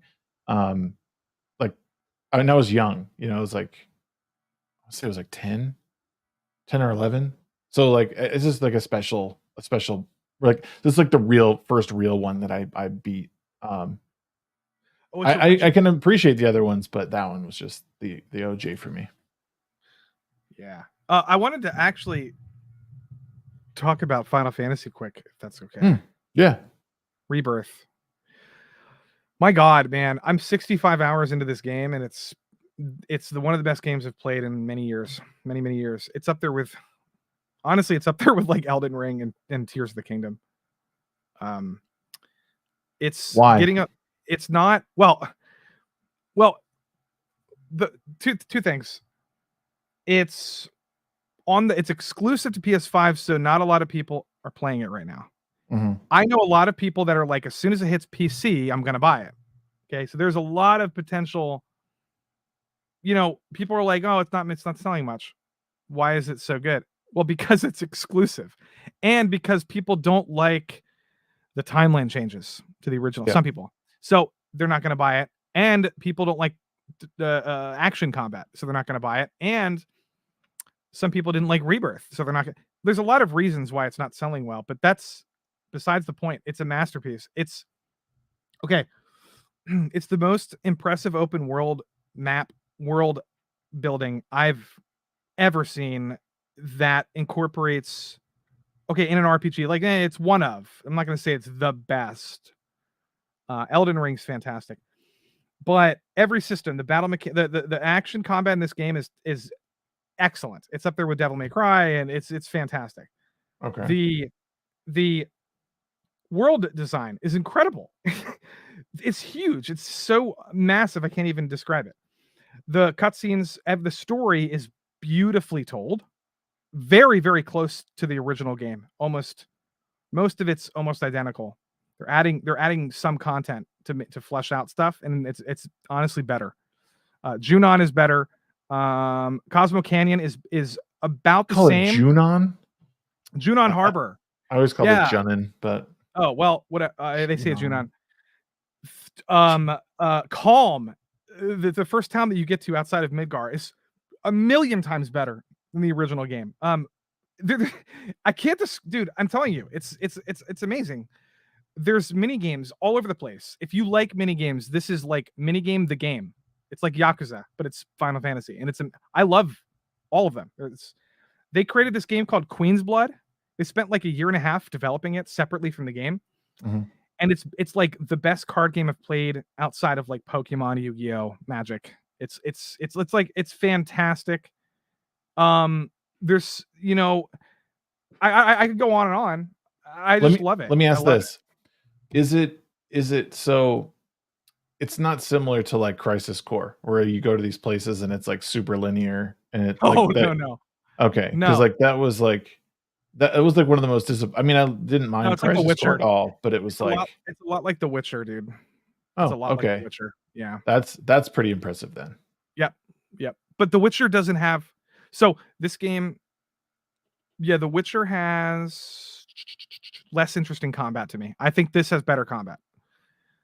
The Okay. Witcher has some good side stories, but so does this game. Yeah, I'm telling you, dude, it's up there with The Witcher. It's like one of the best RPGs I've played in a very, very, very long time. And the fact is, if you don't have you don't have a PS4, PS5, you can't play it. So, I do have one, so I'm thinking about the thing is I know I'm gonna get lost in it, or I'm not gonna have time to. Like I said, when like right when we kind of started, like my priorities are different. Like yeah, I yeah, can't. no, you can't. It's like 120-hour long game, dude. Yeah. So is it okay? In this next, is this game is Rebirth the remainder of the story? Like, do you go all the way No. to your final battle, or is this like No, how far does this game take you? it takes you to Aerith's death, I believe. That's it. So basically, like first disc of Final Fantasy. Second disc. After that, in the original game, after that, Cloud's like comatose, and then Sid takes over as the main party member, and then you get the high wind, and then you can breed chocobos, and then there's a big chunk of the game after that.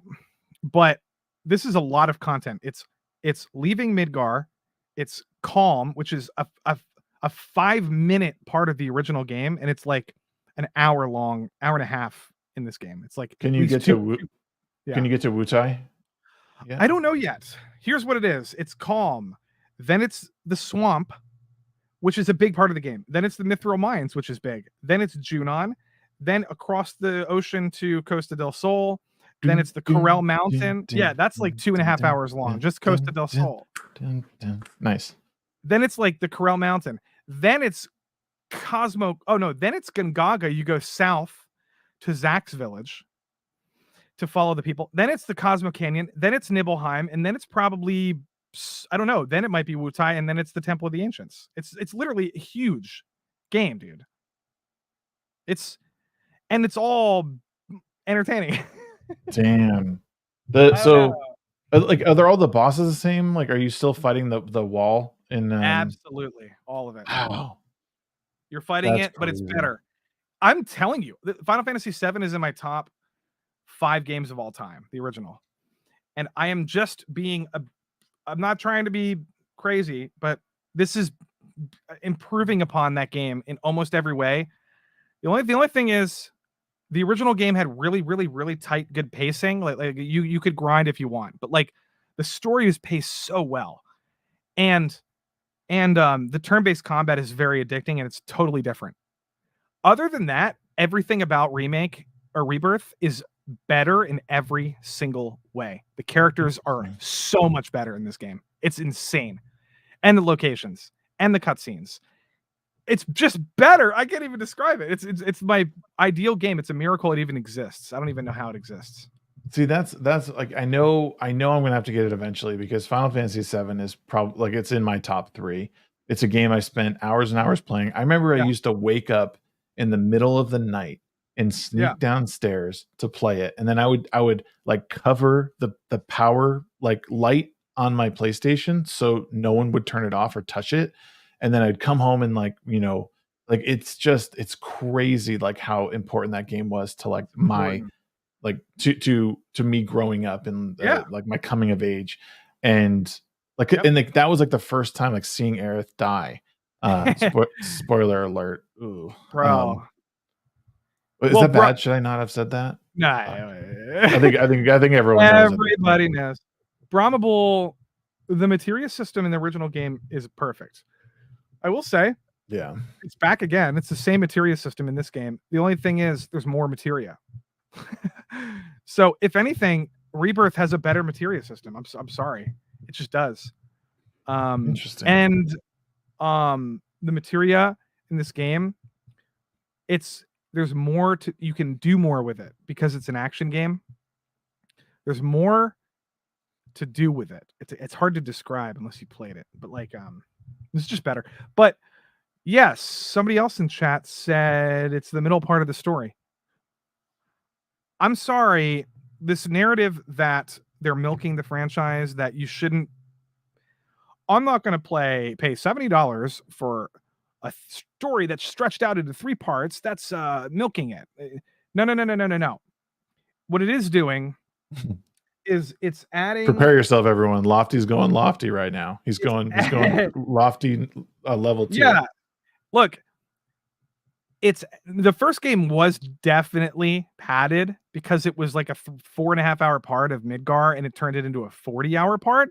Mm-hmm. This game doesn't do that. This game is like, oh, Junon Harbor is like an hour, is like 90-minute chunk of the game. Now it's like 3 hours of the game. Yeah. They're just embellishing things and to make it more epic. And like the story just is a little bit better. All the characters are fleshed out more. And what I was gonna say is, yeah, it's unfinished. So was part 1 of Dune, by the way. So was Uncharted 1, 2, and 3, and 4. There were like other games have existed where the story is not complete until you buy all 3 of them. Like this is not the first game to ever do that. I don't know why people make that. Why is that a negative? It doesn't make any sense, especially when this is a 100-hour long game. It's a $70.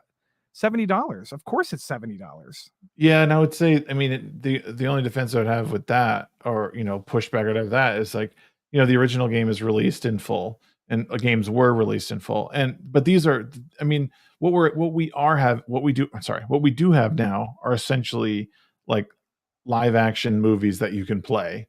And they're very expansive worlds. The environments are crazy. It is much different. It's not, but it's just, I do understand people's gripes with it. And I think people's fear to some extent is like, well, what if one of these doesn't work out? What if the development stops on one of them? It does seem like a bit of a cash grab. Like, would people rather just have I'd rather wait the 10 years of production and get them all in one shot. I don't agree with that at all, man. I disagree with that at all. I don't want a studio to feel pressured to spend 12 years making a game. Also, it benefits us as fans to play the original game, give them feedback. This didn't work. That didn't work.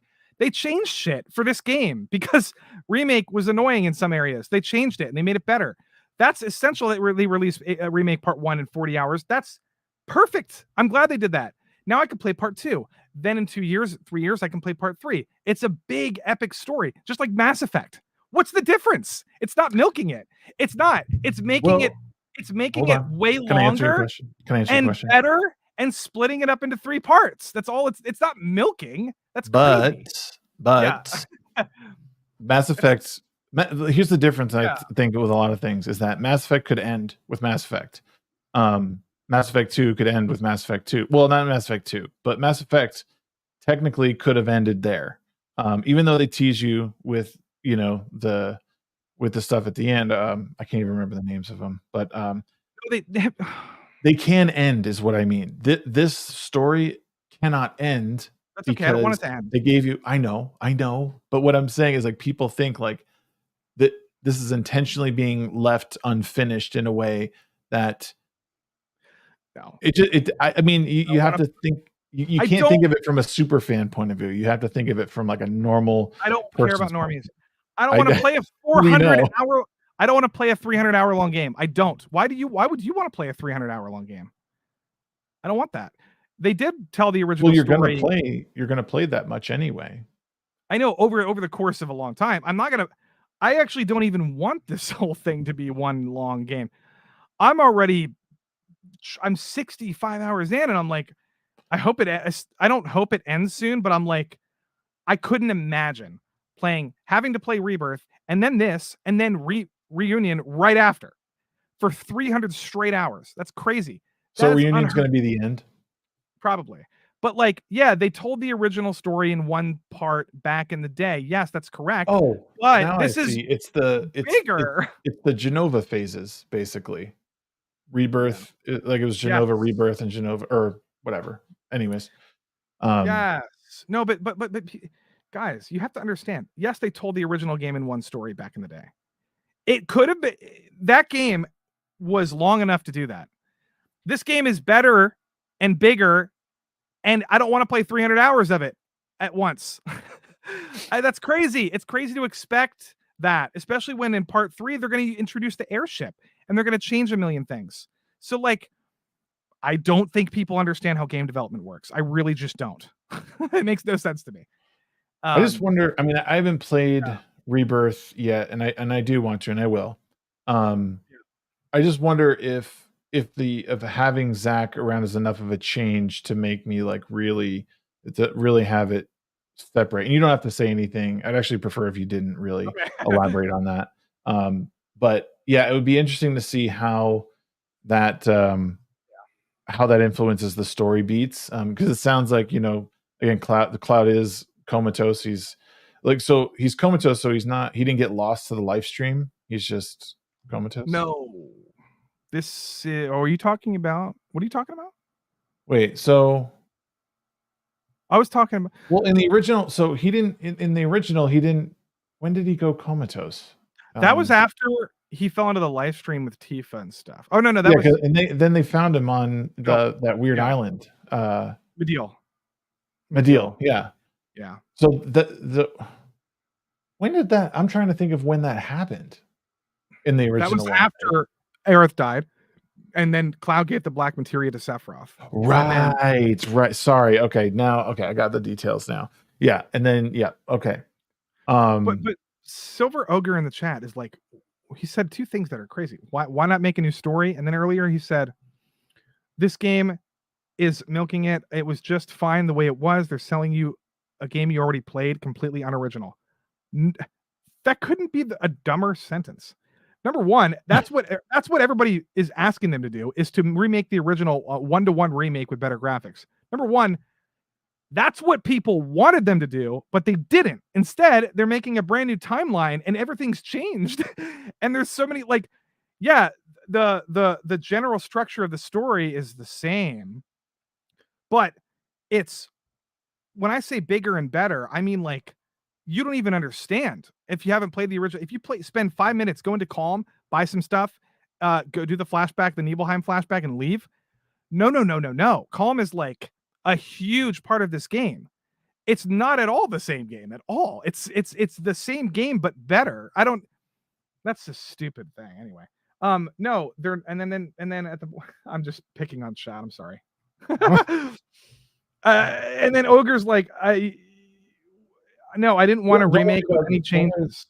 But you're contradicting yourself. You just complained that they're selling you the same game, and now you're saying you didn't want any changes. That's a complete contradiction. I think you're just playing devil's advocate because I'm here.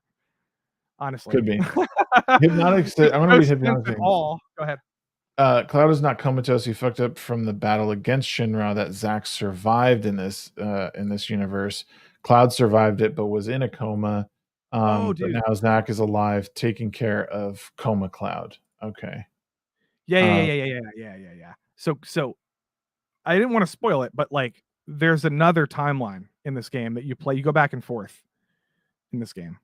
It's like the main one, and then Zack and Cloud are in a separate timeline. Something happened. I'm not sure what happened, actually. Yeah, I'll probably. That's what sucks. Fuck, I gotta spend money on a game now.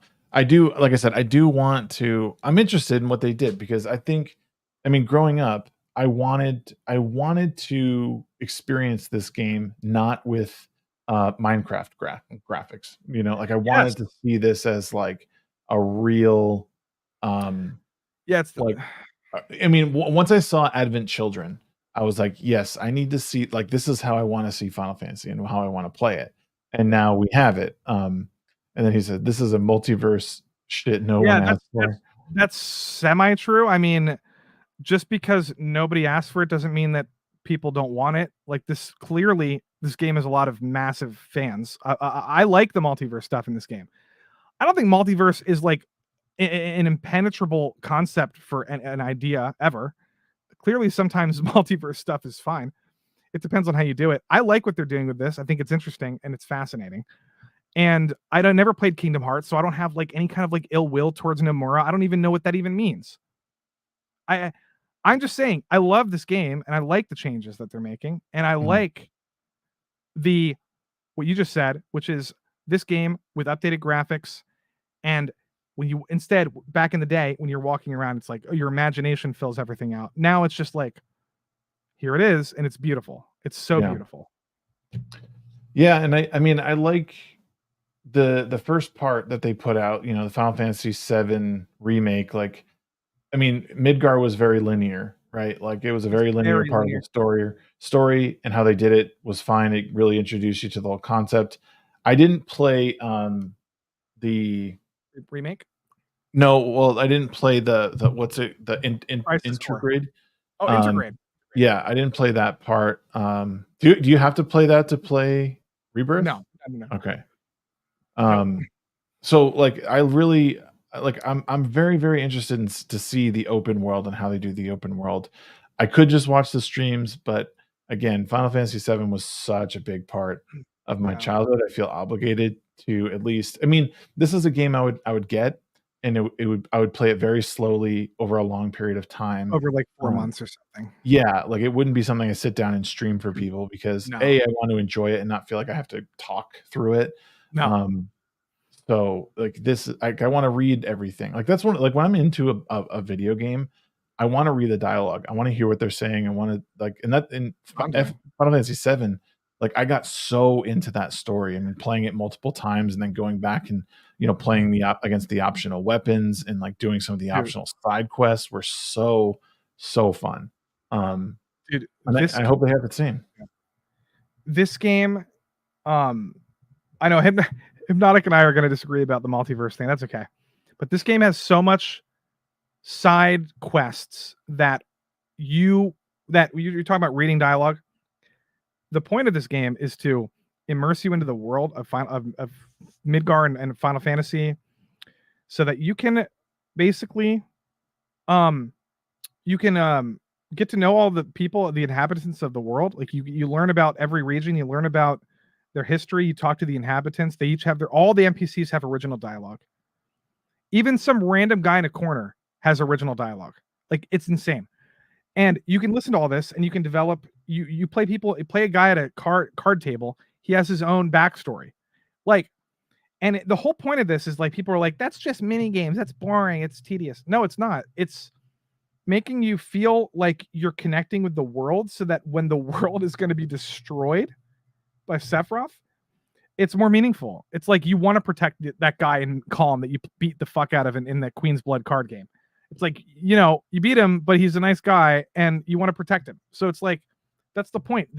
It's so adorable and charming how every character in this game, all the little villager people, every village has its own little band that plays a unique instrument. It's insane, dude. That is cool. So listen to me. Good points, right? But I do think that Hypnotic has a good point. Like, multiverse, I think we can agree is a cheap trick a lot of times, but he's not wrong in this being, you know, like what we love so much was that Zack made a sacrifice in the first one. It does limit the impact of Aerith's death here. And the original story was loved, you know, for this reason, and killing off, you know, him as a main character and removing her from the game.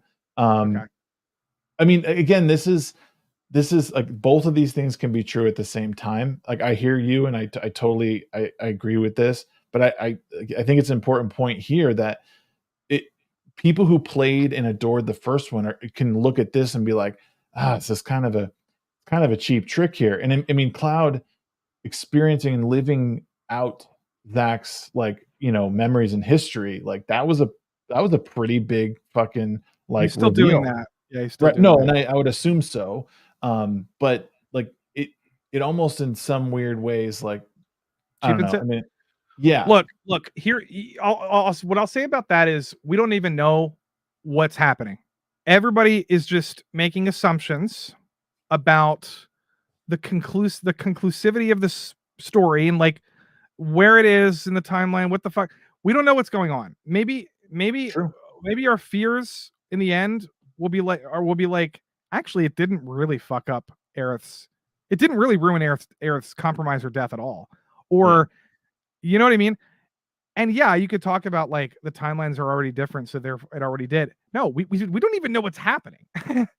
It's just what give happens? it some time at least. I mean, Well, what happens between you and chat? What happens if they end up sacrificing like Cloud later in the game and letting Zach take over as like what if they end up flipping the story on its head? What do we do then? Is it I don't know. It depends on how they do it.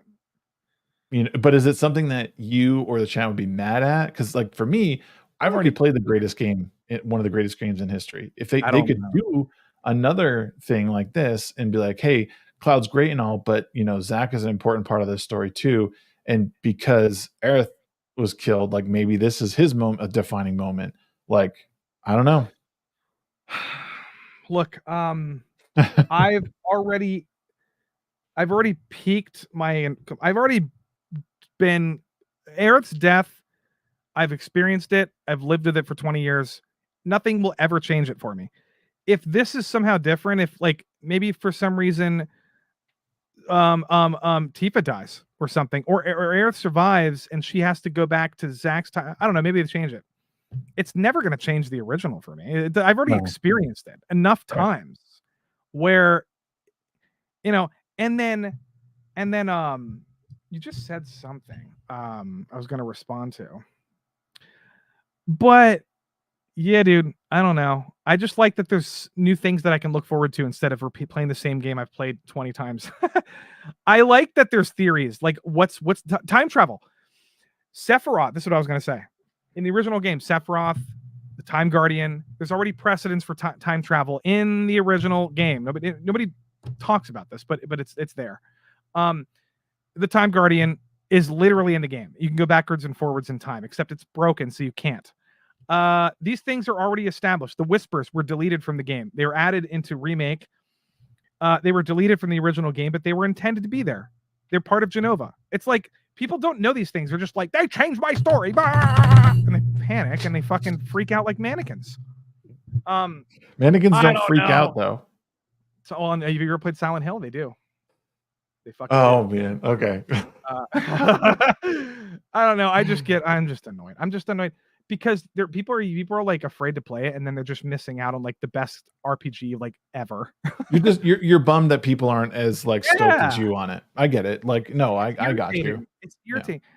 It's just I don't really care. I'm just saying, like, imagine. I don't know, man. I actually don't care. If there are people that hate Dune that I liked a lot, that movie, and it's just like they don't like that movie. I don't really care, but when it comes down to getting to the bottom of like a work of art, trying to like decipher it, I get very passionate because art is the most important thing in the planet Earth, and it just is. It just is. Everybody knows it. So like there's a reason to get passionate about it. There's not a reason to get passionate about sports really or anything else. I am a big sports fan, but like I'm not gonna argue I'm not gonna fucking yell at a fucking a Chiefs fan because they that's stupid. But would you agree that about art is like if you're gonna get passionate about something, like why not? Yeah, why not? I think it's important to be passionate about the things you love. And I don't blame you, and I think, and it's easy to get caught up in that and like, oh, this person doesn't like the things that I like. But you have all these good points to defend it. My thing with Dune is like, I mean, I just wonder, like, are they planning on going through the rest of these books? Because I think people are going to be surprised at where this goes. Not really understanding, like, I mean, I don't know. I just I fear that people don't really quite understand where this is going, and I think it would be a difficult adaptation. They've left out, characters that were important, and I don't know. I think that I mean, I think you should always defend your passions and the things that you love. Absolutely. You should. If you like Lord of the Rings a lot and somebody comes at you and they're like, J.R.R. Tolkien he's not actually that, he's kind of dumb. Like this, good and evil, blah. George R.R. Martin did a much better. The villains are nuanced. Ha ha ha ha. And it's like, don't you want to get passionate about defending Tolkien? I know a lot of people would. I'm just sort of that way about this game in particular right now because I'm playing it. But like, just because you get passionate doesn't mean you hate the person. No, yeah, and I think, and maybe that's where people get a little lost in the sauce with your particular takes, is that your passion for it can often come. I mean, you get chatty, if you will, a little loquacious with it, and so and that's why, like, I'll stop you and be like, okay, hold on, like let me get my thing. But that's but other people other people are allowed to be that way too if they want. Yeah. I'm not hogging it. Anybody can go on a rant or do it back to me. I don't give a fuck. Yeah. It's just other people are not, are sort of, I don't know. I don't get it. I don't understand it. I like talking to people that are combative, that go back and forth. I like it. Yeah. No, and like not on purpose, but like combative because they're also passionate, Right. And they they know about it. That's the most fun discussions. Are you going to the meetup in Vegas? You know what? When is it again? I guess not. No, it's let's see. I think the actual meetup days are the April 10th and 11th are the day. I think they're both sold out, but I wasn't sure if you had already planned on going. But it's in Vegas, so like why not? Go have fun. Hang out. I want to so bad. There's another one, isn't there? They're going to be at the Fan Expo in Dallas too. I'm talking about the San Diego one. I think they're all going to that too. Oh, are they? I would imagine. San Diego Comic-Con. Okay. I mean, I'm sure Garrett's here, or maybe he's still listening. I don't know. He can let you know. I'm trying to pick one, and I don't think it's Vegas because I'm intimidated because I'm going to waste all of my money on Vegas. At Vegas. Why? I just know. Because you have no self-control? Not when it comes to peer pressure. Not really. If people want to gamble, if I go, I don't want to gamble, and somebody's like, Lofty, you're gambling, and then I instantly fold. This is what we're gonna do. You come to Vegas, we're gonna sit down and we're gonna play a little blackjack, and that's it. No, I mean, I'd play. I'd be like, drinks. Shags, I got $500. That's all I'm gonna spend. And then then I'll be like there till 6 a.m, 10 grand in the bucket. Yeah. No, you know what? I'm actually thinking about going. I'm doing a big operation tomorrow that's expensive. Okay. Unfortunately. I'm getting 2 wisdom teeth pulled. Ooh. And I'm getting 2 other teeth pulled. And then I have to get a crown. It's very fucking expensive, dude. Brush your fucking teeth, dude. No. So the wisdom teeth. Yeah, well, that you can't help. But the wisdom teeth broke my other tooth. Oh. So it's broken, and then because they're just bad, and they pushed my jaw, and then they broke the tooth, and then that tooth is what got infected, and then now I got to get it pulled and then replace with a what's it called, a bridge, which is so expensive, or an implant. Yep. But yeah. Well, I hope you can make it to Vegas. If not, I understand. Vegas is a weird place, and can be very tempting. But yeah, dude, it would be nice to meet you in person because I haven't met you in person yet. I've seen photos of you, but I've never met you in person. So it'd be cool to hang out, share a drink, and chill. Definitely, it would be. Otherwise, I'll be around for a while. So I mean, if I can't make it to the Vegas one, we'll hang out somewhere else. But well, my community has been super has been super grateful. They've been very giving and awesome to me lately. So it's making these like trips out much easier. So thank you, chat, for, I mean, we've had some big donations from people, a lot of good super chats and gifted memberships. So thank you guys for doing that. And again, making my trips to Vegas and to Dallas like attainable, because a couple of years ago that just wasn't the case. I had to like beg like my wife and everyone to go, but they're but because we get, you know, these awesome, like these really giving people here, it's just so cool to be able to do. Right. And you know, it keeps me like sitting behind here and like, okay, we're gonna do SHAGCast now, or we're gonna talk about movies or whatever, you know, like it keeps me going to them. So it's I couldn't ask for a better thing, really. Absolutely. But yeah, well, before we close it out, what do you got coming up, man? What anything you want to promote before we head out for the night? I'm going to be out of commission for a couple days. Apparently, wisdom teeth are kind of painful recovery.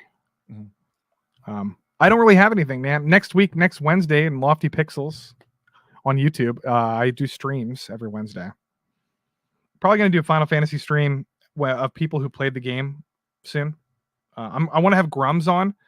So yeah, so I'm going to have Grums on at some point soon to talk about Sweet Baby Inc. and the game industry. And yeah, that's like the near future. Other than that, Dragon's Dogma I'm going to be playing soon. Yeah, That'll be a good one. Not much, guys. I'm on Flash. No, not this week, but I'm on Little Platoon has a stream. Everybody should sub to that one. I go on that stream sometimes, Mondays. Little Platoon's channel, really good. That's the last thing I'll plug. Yeah, go subscribe to Lofty. I know he's an acquired taste, but man, I consider him a friend, and he's a good guy to talk to. Glad you accepted the invitation to come hang out. Yeah, him and I are going to hopefully sit down. It sounds like we're going to sit down right after the week after Vegas, the week before Vegas, and talk one-on-one on my Ready Set Shag podcast. So if you want to learn more about this guy, and we're going to talk about some stuff that are in the cultural and entertainment zeitgeist at the time, and just keep going. You're always good to have on. You're always good to chat with. And what else do I have going? Next week we'll be back with a midweek hump next week, guys. So make sure you check in if you're not subscribed to the channel for some reason. Make sure you do subscribe, like the stream. We had a great night. Tonight was a great night, metric wise. It's probably one of the better ones we've had. So again, I appreciate everyone tuning in and being a part of it. It's weird. X or Twitter, like it seems like people are seeing these live streams. It's like there's 57 people watching on Twitter. I don't know who's watching on there, but someone is. Twitter's crazy, dude. I don't understand it.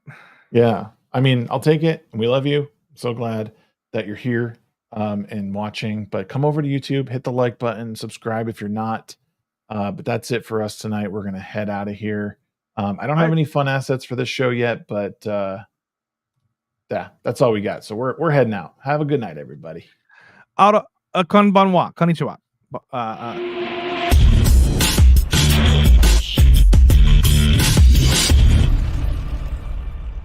I like to put stuff online.